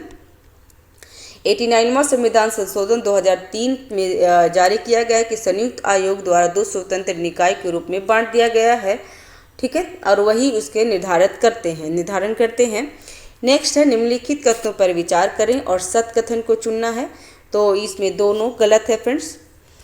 तो यहाँ पे जो सत्य है वो देख लेते हैं। तो अनुच्छेद 371 ये ग है यहाँ पे फ्रेंड्स। तो मणिपुर के संबंध में विशेष प्रावधान करता है और अनुच्छेद को 22वें संविधान संशोधन अधिनियम 1969 को द्वारा जोड़ा गया था। तो ध्यान रखेंगे फ्रेंड्स। इसका आंसर हो जाएगा डी। नेक्स्ट है सूची मिलान करना है। ठीक है, और विषय वस्तु है। तो ये चीज़ एग्जाम में आता है फ्रेंड्स, ध्यान रखिएगा। एक आप अगर PYQ किए होंगे तो ये एग्जाम में पूछ लिया होगा कि 371 F किससे संबंधित है, तो सिक्किम राज्य के लिए विशेष प्रावधान। 371 G तो मिजोरम के लिए विशेष प्रावधान। 371 H में अरुणाचल प्रदेश के लिए विशेष प्रावधान है, और 371 I में गोवा राज्य के विशेष प्रावधान है। तो ये ध्यान रखेंगे फ्रेंड्स, याद रखेंगे अच्छे से। नेक्स्ट है, निम्न में से किन विधानसभा में कम से कम 30 सदस्यों का प्रावधान नहीं है, तो मिजोरम विधानसभा में कम से कम 40 सदस्यों का प्रावधान किया गया, न कि 30। नेक्स्ट है, राज्यपाल तथा धन विधेयक के संबंध में निम्नलिखित कथनों पर विचार करें और सत्य कथन को चुनना है। तो वह विधेयक को स्वीकृति दे सकता है, तो यह सही है। वह विधेयक को रोक सकता है, बिल्कुल सही है। वह विधेयक को राष्ट्रपति के विचारार्थ सुरक्षित रख सकता है, बिल्कुल सही है। लेकिन वह धन विधेयक को रिटर्न नहीं कर सकता है, तो यह ध्यान रखेंगे। इसका आंसर हो जाएगा डी, वही इसमें डिस्क्रिप्शन में लिखा हुआ है फ्रेंड्स। नेक्स्ट है, अनुसूचित जनजाति के लिए निम्न में से किस राज्य के विधानसभा में सबसे ज़्यादा सीट आरक्षित की गई है, तो जहाँ सबसे ज़्यादा अनुसूचित जाति होगा वहाँ पे किया गया फ्रेंड्स। तो इसका आंसर हो जाएगा अरुणाचल प्रदेश। अरुणाचल प्रदेश एवं तथा नागालैंड के विधानसभा में सबसे ज़्यादा सीटें 59 सीटें अनुसूचित जाति के लिए आरक्षित किया गया है। मध्य प्रदेश में 47, मेघालय में 55 और उड़ीसा में 33 है। और बिहार में कितना है फ्रेंड्स, तो बिहार में 40 है, तो ये भी ध्यान रखेंगे। उच्च न्यायालय के न्यायाधीश के हटाने के संबंध उच्च न्यायालय के न्यायाधीश को हटाने संबंधित प्रक्रिया न्यायाधीश जांच अधिनियम द्वारा वर्णित किया गया है। तो यह अधिनियम किस वर्ष आया था, तो इसका ये अधिनियम 1968 में आया था। नेक्स्ट है, सी आंसर हो जाए उसका। नेक्स्ट है, संख्या जो राज्य एवं केंद्र शासित प्रदेश के संबंध में सबसे ज़्यादा न्यायिक क्षेत्र किस उच्च न्यायालय के अंतर्गत आता है, तो इसे है गुवाहाटी। गुवाहाटी में असम, नागालैंड, मिजोरम, अरुणाचल प्रदेश 4 हैं। बम्बई में महाराष्ट्र, गोवा, दादर एवं नागर हवेली तथा दमनदीव 3 हैं। कलकत्ता में पश्चिम बंगाल, अंडमान निकोबार तो ये 2 है, और मद्रास में तमिलनाडु और पुडुचेरी है। तो सबसे ज़्यादा गुवाहाटी में आता है फ्रेंड्स, तो ध्यान रखिएगा। नेक्स्ट है, गाडगिल समिति के संबंध में निम्नलिखित कथनों पर विचार करें और सत्य कथन को चुनना है। तो इसका सत्य कथन क्या होगा, तो इसने पंचायती राज को संवैधानिक दर्जा देने का सुझाव दिया था और पंचायतों के 3 स्तरों पर प्रत्यक्ष निर्वाचन चुनाव दिया था। तो 2 और 3 सही है, इसका आंसर हो जाएगा बी। ठीक है। 1988 में BN गाडगिल की अध्यक्षता में एक नीति एवं कार्यक्रम समिति का गठन कांग्रेस पार्टी ने किया था। इस समिति का प्रश्न पर विचार करने के लिए कहा गया कि पंचायती राज संस्थानों को प्रभावकारी कैसे बनाया जाता है, तो उसमें वो उन्होंने दिया था। नेक्स्ट है, क्योंकि इसमें ज़्यादा मैं डिस्क्रिप्शन नहीं पढ़ सकती हूँ फ्रेंड्स, कि वीडियो 2 से 3 घंटे का चले जाएंगे, इसीलिए मैं आपको PDF प्रोवाइड कर दूंगी टेलीग्राम पे, तो जहाँ वहाँ पे जाके चेकआउट कर सकते हैं। नेक्स्ट है, पेशा अधिनियम विस्तार अधिनियम के साथ निम्नलिखित कथनों पर विचार करें और इसमें असत्य कथन को चुनना है। तो इसके अंतर्गत प्रत्येक ग्राम सभा सामाजिक एवं आर्थिक विकास को स्वीकृति देती है, तो ये सही है। और छोटे स्तर पर खनिजों के खनन संबंधी लाइसेंस प्राप्त करने के लिए ग्राम सभा से अनुमति लेना अनिवार्य है, तो ये सही है। और प्रत्येक ग्राम सभा गरीबी उन्मूलन एवं अन्य कार्यक्रम के लाभार्थियों के पहचान के लिए जिम्मेदार होगी, तो ये भी सही है। तो आंसर इसका हो जाएगा डी, कोई भी इसमें गलत नहीं था। नेक्स्ट है, राष्ट्रीय मानवाधिकार आयोग के संबंध में निम्नलिखित कथनों पर विचार करें और सत्य कथन को चुनना है। तो इसमें दोनों गलत है फ्रेंड्स, तो सत्य क्या है वो देख लेते हैं। तो राष्ट्रीय मानवाधिकार आयोग एक वैधानिक है, न कि संवैधानिक है, और इसका स्थापना 1993 में संसद द्वारा पारित कानून अर्थात मानवाधिकार संरक्षण अधिनियम और 1993 के तहत की गई है। तो ध्यान रखेंगे ये दोनों गलत था, तो आंसर हो गया इसका डी। नेक्स्ट है, राष्ट्रीय मानवाधिकार आयोग के संबंध में निम्नलिखित कथनों पर विचार करें और यहाँ पे पूछ रहा है कि गलत कौन से हैं। तो गलत हैं 1 और 3 गलत है, तो जो सही है वो याद कर लेते हैं। तो 1 सदस्य महिला होनी चाहिए, तो ये सही है, बाकी 1 और 2 गलत है, तो इसका आंसर हो जाएगा सी। ठीक है। नेक्स्ट है, राष्ट्रीय मानवाधिकार आयोग के संबंध में निम्नलिखित कथनों पर विचार करें और इसमें कितने कथन सत्य हैं। तो केवल 2 कथन सत्य हैं, इसका आंसर हो जाएगा बी। 2 और 3 सत्य है फ्रेंड्स, जिसमें अपने कार्यकाल के बाद अध्यक्ष और सदस्य केंद्र या राज्य सरकार के अधीन किसी अन्य नियुक्ति के लिए पात्र नहीं होंगे, और अध्यक्ष और सदस्य पूर्ण नियुक्ति के पात्र होंगे। तो ये ध्यान रखेंगे। तो इसका आंसर हो जाएगा बी। नेक्स्ट है, राष्ट्रीय मानवाधिकार आयोग के संबंध में निम्नलिखित कथनों पर विचार करें। और इसमें क्या लिखा हुआ है, क्या पूछ रहा है, तो असत कथन पूछ रहा है। तो असत कथन इसमें कोई नहीं है, तो इसको पढ़ लेते हैं। क्या है, तो आयोग का मुख्यालय नई दिल्ली में है, तो ये सही है। इसमें अपनी प्रक्रिया को विनियमित करने की शक्ति निहित है, तो ये भी सही है। और इसमें सिविल न्याय की सभी शक्तियाँ हैं तथा इसकी कार्यवाही न्यायिक चरित्र की है, तो ये भी सही है। तो इसका आंसर हो जाएगा डी। इसमें सभी कथन सत्य है, ना कि असत्य, इसमें असत्य ही पूछ रहा था। नेक्स्ट है, राष्ट्रीय मानवाधिकार आयोग के संबंध में निम्नलिखित कथनों पर विचार करें और सत्य कथन को चुनना है। तो केवल एक सत्य कथन है फ्रेंड्स, इसका आंसर हो जाएगा ए, जिसमें ये सिफारिशें संबंधित सरकार या प्राधिकरण पर बाध्य नहीं होगी। तो ये ध्यान रखेंगे, इसका आंसर हो जाएगा ए। नेक्स्ट है, पंचायती राज व्यवस्था के संदर्भ में निम्नलिखित कथनों पर विचार करें और सत्य कथन को चुनना है। तो इसका सत्य कथन हो जाएगा ए, आंसर सही होगा। इसमें मूल संविधान में ग्राम पंचायतों का गठन का उल्लेख मिलता है, तो ये सही है। और 1992 में 73वां संविधान संशोधन अधिनियम द्वारा इसे संविधान में शामिल किया गया, तो ये भी सही है। तो इसका आंसर हो जाएगा ए।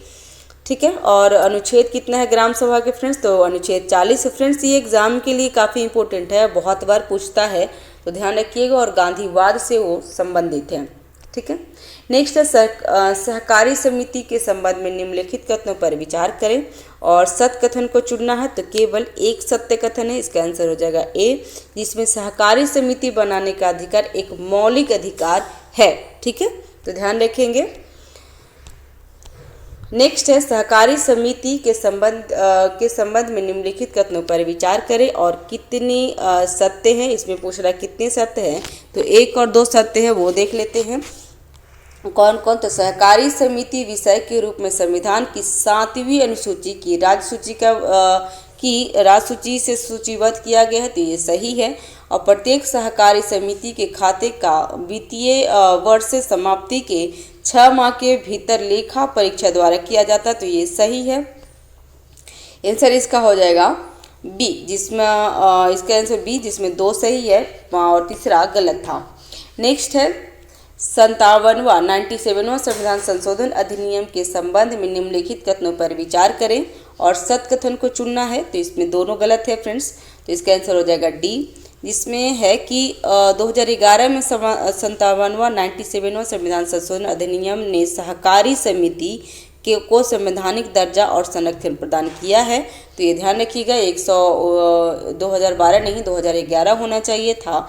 और लोकपाल को नहीं फ्रेंड्स, ये सहकारी समिति को संवैधानिक दर्जा दिया गया था, तो इसीलिए इसका आंसर हो जाएगा डी। नेक्स्ट है, सहकारी समिति के संबंध में निम्नलिखित कथनों पर विचार करें और इसमें असत्य कथन को चुनना है। तो कौन कौन असत्य कथन है फ्रेंड्स, तो इसका आंसर हो जाएगा बी, जिसमें 2 असत्य है, जिसमें 2 और 3 असत्य है। और सत्य है क्या, तो बोर्ड में निर्देशकों की संख्या उतनी होगी जितनी राज्य विधानमंडल द्वारा निर्धारित की जाएगी। तो इसका आंसर हो जाएगा बी, जिसमें 2 गलत था। नेक्स्ट है फ्रेंड्स, अभी हम लोग देख लेंगे करंट अफेयर। ठीक है, और करंट अफेयर जो है ना फ्रेंड्स, हमारे प्लेलिस्ट में एडुटेरिया करंट कॉन्सेप्ट करके बना हुआ है, तो जाकर के वहाँ चेक कर लीजिएगा। और इस पर मैं शॉर्ट में ही बता दूंगी कि वीडियो काफ़ी लंबा हो चुका है ऑलरेडी, और ये सारे डिटेल्स में वीडियो में बना हुआ है, तो आप जाकर वहाँ ज़रूर पढ़ लीजिएगा फ्रेंड्स, ताकि आपको सब कन्फर्म हो जाएगा। तो सक्षम ऐप का उद्देश्य क्या है, तो इसका आंसर है बी, दिव्यांग लोगों को चुनाव संबंधी अनुकूलित सेवाएं प्रदान करना है। तो आंसर हो जाएगा इसका बी। और निम्नलिखित कथनों पर विचार करें और इसमें क्या है कथन, तो देख लेते हैं। तो सत्य कथन को चुनना है, तो क्या सत्य है, तो हाल ही में अभिनेत्री संजना सांघी को स्पेस इंडिया का नया ब्रांड एम्बेसडर नियुक्त किया गया है, तो पहला सही है। और दिनेश कुमार त्रिपाठी को भारत पे का नया CEO नियुक्त किया गया है, तो वो गलत है। श्री नलिन नेगी को हाल ही में भारत पे का नया मुख्य कार्यकारी अधिकारी नियुक्त किया गया है फ्रेंड्स। तो ध्यान रखेंगे, इसका आंसर हो जाएगा ए, केवल एक सत्य है। नेक्स्ट है, निम्नलिखित कथनों पर विचार करें और असत्य कथन को चुनना है। तो इसमें दोनों असत्य है फ्रेंड्स। इसका है ड्रैगन फ्लाई मिशन का संबंध बृहस्पति ग्रह से है, तो ये गलत है। ड्रैगन फ्लाई का संबंध किससे है फ्रेंड्स? तो इसका है चंद्रमा से है। किसके चंद्रमा से? तो शनि के चंद्रमा से है। टाइटन में dragon flight rotor craft mission की पुष्टि की है, जिसे जुलाई 2028 में लॉन्च किया जाएगा। फ्रेंड्स, ये मैं बहुत अच्छे से डिटेल्स में बना चुकी हूँ यूडूटेरिया के करेंट कॉन्सेप्ट में, तो जाके प्लीज़ उसको देख लेंगे, क्योंकि ये मेंस और प्री दोनों के लिए है फ्रेंड्स। ठीक है। नेक्स्ट है, खाद्य संकट पर वैश्विक रिपोर्ट 2024 के संबंध में निम्न कथनों पर विचार करें। और इसमें पूछ रहा है, सत्य कथन को पूछ रहा है, तो इसका आंसर हो जाएगा डी, दोनों गलत हैं। ठीक है। और ठीक है, तो ध्यान रखेंगे फ्रेंड्स, यहाँ पे पूछ रहा था ये रिपोर्ट खाद्य सुरक्षा नेटवर्क के द्वारा प्रत्येक 2 वर्ष में जारी किया जाता है। तो ये रिपोर्ट 2 वर्ष में नहीं फ्रेंड्स, खाद्य संकट वैश्विक रिपोर्ट सुरक्षा नेटवर्क प्रतिवर्ष जारी किया जाता है। और दूसरा में था 2023 में दुनिया के सबसे बड़ा खाद्य संकट वाले 10 देशों में भारत और पाकिस्तान भी शामिल है। तो ये गलत है फ्रेंड्स। 10 देशों में कांगो लोकतांत्रिक गणराज्य, Nigeria, Sudan, Afghanistan, Ethiopia, Yemen, Syria, अरब अमीरात, बांग्लादेश और पाकिस्तान और म्यांमार है, लेकिन भारत नहीं है, तो ध्यान रखेंगे। नेक्स्ट है, वाणिज्य मंत्रालय द्वारा जारी निर्यात संबंधी रिपोर्ट के संबंध में निम्नलिखित कथनों पर विचार करें और इसमें असत्य कथन को चुनना है। तो इसमें सभी कथन सत्य हैं, जिसमें वित्तीय वर्ष 2023-24 में मार्च 2024 के दौरान कितना, तो $41.68 बिलियन के चालू वित्तीय वर्ष के उच्चतम मासिक माल निर्यात के साथ समाप्त हुआ है, तो ये सही है। और सेवाओं में भारत के निर्यात में विस्तार और आयात में संकुचन देखा गया है। मार्च 2024 में भारत का कुल निर्यात माल एवं सेवा में कितना था, तो 70.21 बिलियन अमेरिकी डॉलर का अनुमान लगाया गया है। तो इसमें तीनों सत्य हैं, तो इसमें सभी कथन सत्य था, असत्य कोई नहीं, तो इसका आंसर हो जाएगा डी। नेक्स्ट है, पहला रेनोवो अंतर्राष्ट्रीय पर्यटन सम्मेलन कहाँ आयोजित किया गया है, तो ये काठमांडू में, इसका आंसर हो जाएगा डी। नेक्स्ट है, संयुक्त राष्ट्र जनसंख्या कोष के state of world population report के संबंध में कथनों पर विचार करें और इसमें असत्य कथन चुनना है। तो असत्य कथन 1 और 3 है, तो इसका आंसर हो जाएगा डी। और जो सत्य है वो देख लेते हैं। तो भारत में पुरुषों की जीवन प्रत्याशा 71 वर्ष है, जबकि महिला 74 वर्ष तक जीती है। तो ये ध्यान रखेंगे फ्रेंड्स। और इसका वीडियो मैं आपको बार बार रिपीट कर रही हूँ कि ये जो करंट अफेयर है, हमारा करंट अफेयर में आप जाके प्लेलिस्ट में देख लेंगे, वहाँ पे अच्छे से आपको बताया गया है, जिसमें 15 अप्रैल से 30 अप्रैल का करंट अफेयर इसमें ऐड किया हुआ है, तो ज़रूर ध्यान देंगे। नेक्स्ट है, आपदा प्रतिरोध बुनियादी ढांचा ICDRA 2024 का 6ठे अंतर्राष्ट्रीय सम्मेलन का विषय क्या था, तो विषय भी पूछता है फ्रेंड्स। तो इसका आंसर हो जाएगा सी, अधिक लचीले कल के लिए आज निवेश करें। नेक्स्ट है, वैश्विक वित्तीय स्थिरता रिपोर्ट के संबंध में निम्न कथनों पर विचार करें और सत्य कथन को चुनना है। तो इस रिपोर्ट के अनुसार निजी ऋण बाजार अनियंत्रित होकर वैश्विक स्तर पर $2.1 ट्रिलियन तक पहुंच गया है, तो ये सत्य है। और पहला क्या है, तो यह रिपोर्ट विश्व बैंक द्वारा जारी किया जाता है, तो ये गलत है फ्रेंड्स, ये IMF द्वारा जारी किया जाता है। ठीक है। नेक्स्ट है, चर्चा में रहे अनुच्छेद 244A संबंधित है, तो किससे संबंधित है फ्रेंड्स, तो इसका आंसर हो जाएगा असम से, तो इसका आंसर ए है।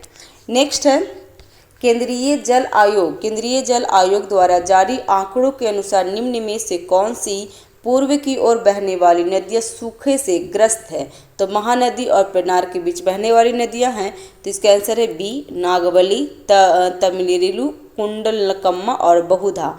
इसका भी आपको डिस्क्रिप्शन में पूरा आपको मिल जाएगा फ्रेंड्स, करंट अफेयर डिटेल्स में, तो जाकर जरूर देख लेंगे। ठीक है, वो प्री मेंस दोनों के लिए इंपॉर्टेंट है।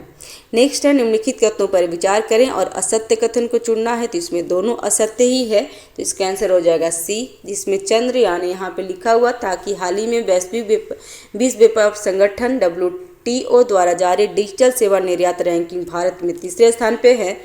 तो ये देख लेते हैं यहाँ पे क्या था। तो विश्व व्यापार संगठन WTO द्वारा जारी डिजिटल सेवा रैंकिंग में भारत चौथे स्थान पे है, ना कि तीसरे स्थान पे। और इसरो प्रमुख द्वारा वर्ष 2026 तक चंद्रयान 4 मिशन लॉन्च करने की घोषणा की गई है। तो गलत है फ्रेंड्स, वर्ष 2028 तक किया गया है, तो ध्यान रखेंगे। और चंद्रयान 4 मिशन के तहत भारतीयों को चांद की सतह पर पहुंचाने का लक्ष्य रखा गया है। और इसरो अध्यक्ष एस सोमनाथ द्वारा वर्ष 2030 तक मलबा मुक्त अंतरिक्ष निर्माण का लक्ष्य भी रखा गया है, तो ध्यान रखेंगे। नेक्स्ट है, हाल ही में भीषण सूखे और गर्मी के कारण सूख जाने वाली लक्ष्मण तीर्थ नदी किस नदी की सहायक नदी है? तो ये कावेरी की। तो आंसर हो जाएगा सी। फ्रेंड्स, चैनल पे नए हैं तो चैनल को सब्सक्राइब कर लीजिएगा। नेक्स्ट है, निम्न कथनों पर विचार करें और सत्कथन को चुनना है। तो इसका सत्कथन से केवल 2 होगा, जिसमें UNCTAD द्वारा जारी रिपोर्ट के अनुसार 2023 में भारतीय सेवा क्षेत्र का निर्यात 11.4% से बढ़कर $345 बिलियन हो गया है। तो ये सही है, ठीक है। और खबरों में रहे, कालेसर वन्यजीव अभयारण्य का संबंध गुजरात राज्य से है, तो गलत है फ्रेंड। कालेसर वन्यजीव अभयारण्य हरियाणा से संबंधित है, तो इसका आंसर हो जाएगा बी, ठीक है। नेक्स्ट है, निम्न कथनों पर विचार करें और असत्य कथन को चुनना है। तो असत्य कथन तो इसका बी हो जाएगा आंसर। और सत्य क्या है? तो प्रत्येन अमृत को बिहार का नया गृह सचिव नियुक्त किया गया है, तो वो सही है। और दूसरा गलत है, तो आंसर इसका हो गया बी। हाल ही में जारी शहद उत्पादन के राष्ट्रीय आंकड़ों के अनुसार बिहार शहद उत्पादन में तीसरे स्थान पे है। तो बिहार का स्थान चौथे स्थान पे है, ना कि तीसरे स्थान पे है फ्रेंड्स। नेक्स्ट है, निम्नलिखित कथनों पर विचार करें और इसमें जननायक के बारे में है प्राप्त फ्रेंड्स। तो जननायक कर्पूरी ठाकुर भारत रत्न प्राप्त करने वाले 5वें व्यक्ति हैं, तो ये सही है। गया में दक्षिण एशियाई पुरातत्व समिति की 8वें अंतर्राष्ट्रीय महासम्मेलन का आयोजन किया गया है, तो वो भी सही है। और वो गलत है फ्रेंड्स। और नेक्स्ट है, बिहार वाणिज्य विभाग द्वारा वित्तीय 2023-24 में वर्ष 2022-23 की तुलना में GST 18.13% की वृद्धि दर्ज की गई है। तो 1 और 3 सही है, दूसरा गलत था, तो इसका आंसर हो जाएगा बी, जिसमें कितने कथन सत्य हैं? तो 2 कथन सत्य हैं, ठीक है। बिहार के ज्ञान भवन में दक्षिण एशियाई पुरातत्व समिति की 8वें अंतर्राष्ट्रीय महासम्मेलन आयोजित हुआ था, ना कि गया में, तो ध्यान रखेंगे। नेक्स्ट है, स्काई ड्राम्स द्वारा घोषित भारत और दक्षिण एशिया में सर्वश्रेष्ठ एयरपोर्ट स्टाफ 2024 अवार्ड किस एयरपोर्ट ने जीता है? तो हैदराबाद एयरपोर्ट ने, तो ध्यान रखेंगे। नेक्स्ट है, हाल ही में पुरातत्वविदों ने एक लौह युगीन महापाषाण स्थल ओरागुट्टा की खोज की है। ओरागुट्टा की खोज की है, यह किस राज्य में स्थित है? तो तेलंगाना में, तो ध्यान रखेंगे फ्रेंड्स। इसका डिटेल्स में वीडियो बना हुआ है, इसका आंसर हो जाएगा ए। नेक्स्ट है, यहाँ पे देख लेते हैं कि ओरागुट्टा एक लौह युग एक महापाषाण स्थल है जो तेलंगाना में है। दमराटोगु भद्राद्री कोनागुट्टम जिले के कुंडाला मध्य में मंडल में 2 नए शैल स्थल की खोज की गई है, तो ध्यान रखेंगे इसका फ्रेंड्स। नेक्स्ट है, हाल ही में भारत ने फिलीपींस को ब्रह्मोस्त्र क्रूज मिसाइल की पहली खेप सौंपी है। ब्रह्मोस्त्र मिसाइल के संदर्भ में निम्नलिखित कथनों पर विचार करें और क्या क्या कथन है वो देख लेते हैं। तो इसमें पूछ रहा है सही कथन कौन से, तो उपयुक्त में से कोई सही कथन नहीं है। जो सही कथन है वो हम देख लेते हैं नीचे आंसर में फ्रेंड्स। तो उसमें हाल ही में भारत ने फिलीपींस को ब्रह्मोस क्रूज मिसाइल की पहली खेप सौंपी है, जिस पर दोनों द्वारा वर्ष 2022 में ही समझौता किया गया था, तो ये सही है। और यह समझौता 375 बिलियन अमेरिकी डॉलर का था और ब्रह्मोस्त्र भारत और रूस के संयुक्त समझौते के तहत विकसित किया गया है।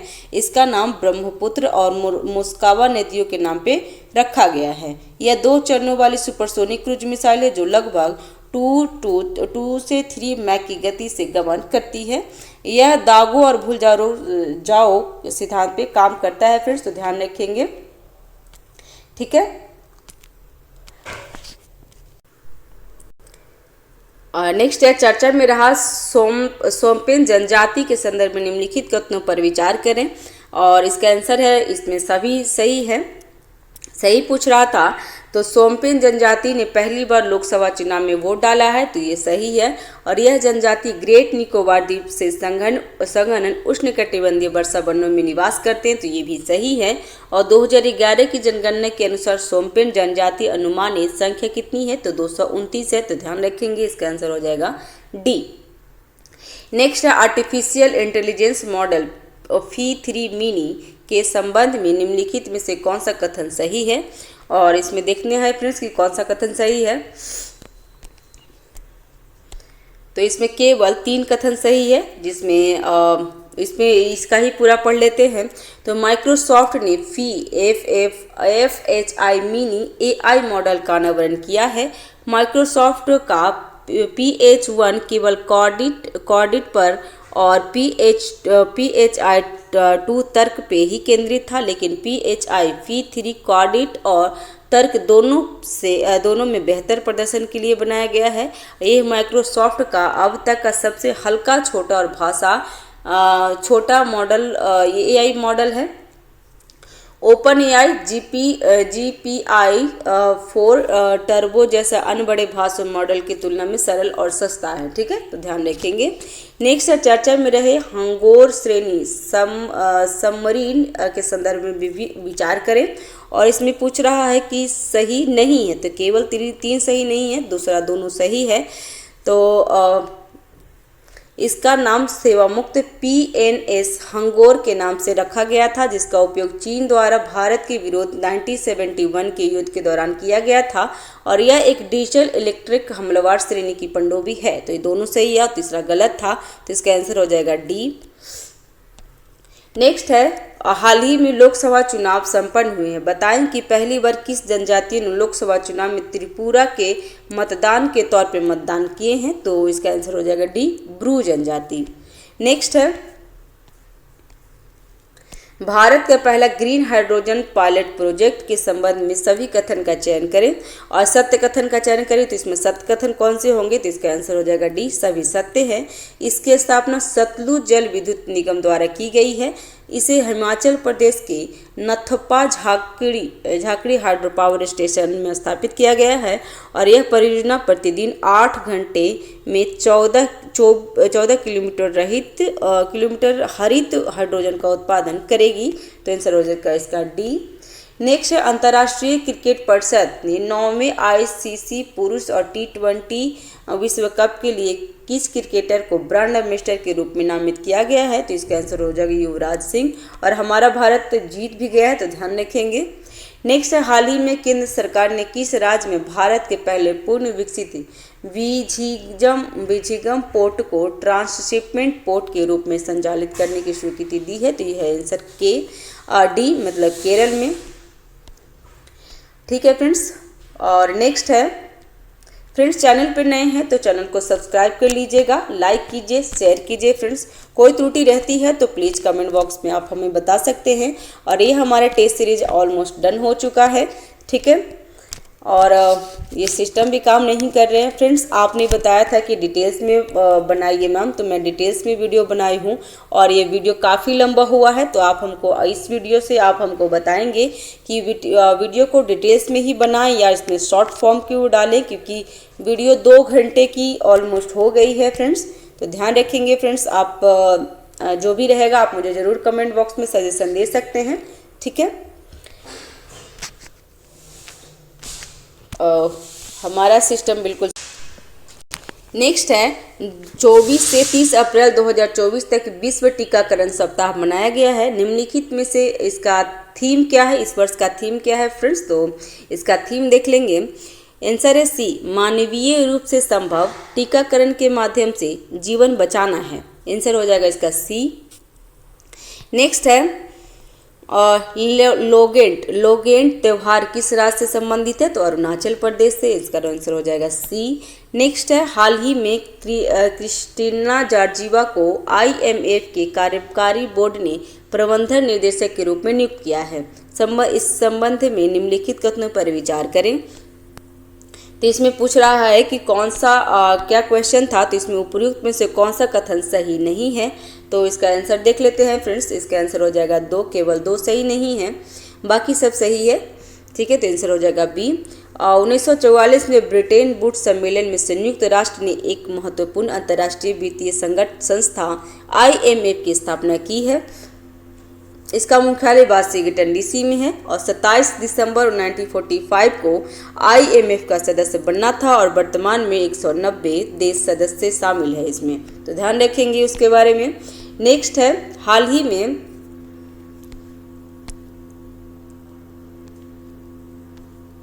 नेक्स्ट है 150 नंबर क्वेश्चन और अंतिम क्वेश्चन है फ्रेंड्स कि हाल ही में खगोलविदों द्वारा मिल्की वे आकाशगंगा में सबसे बड़े सेटलर ब्लैक होल की खोज की है। इसका नाम क्या रखा गया है, तो BH3 GAIA BH3 रखा गया है। तो इसका आंसर हो जाएगा सी।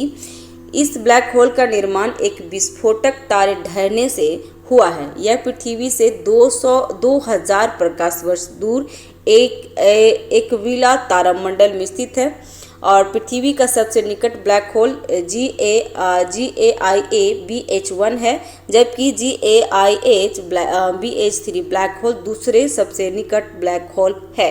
GHAI BH3 द्रव्यमान सूर्य के 30 गुना से अधिक है, उसका द्रव्यमान सूर्य से 30 गुना अधिक है। तो ध्यान रखेंगे फ्रेंड्स। ये हमारा वीडियो कंप्लीट हो चुका है और ये काफ़ी डिटेल्स में है, तो वीडियो लॉन्ग हुआ है फ्रेंड्स, तो आप हमें सजेशन जरूर दीजिएगा।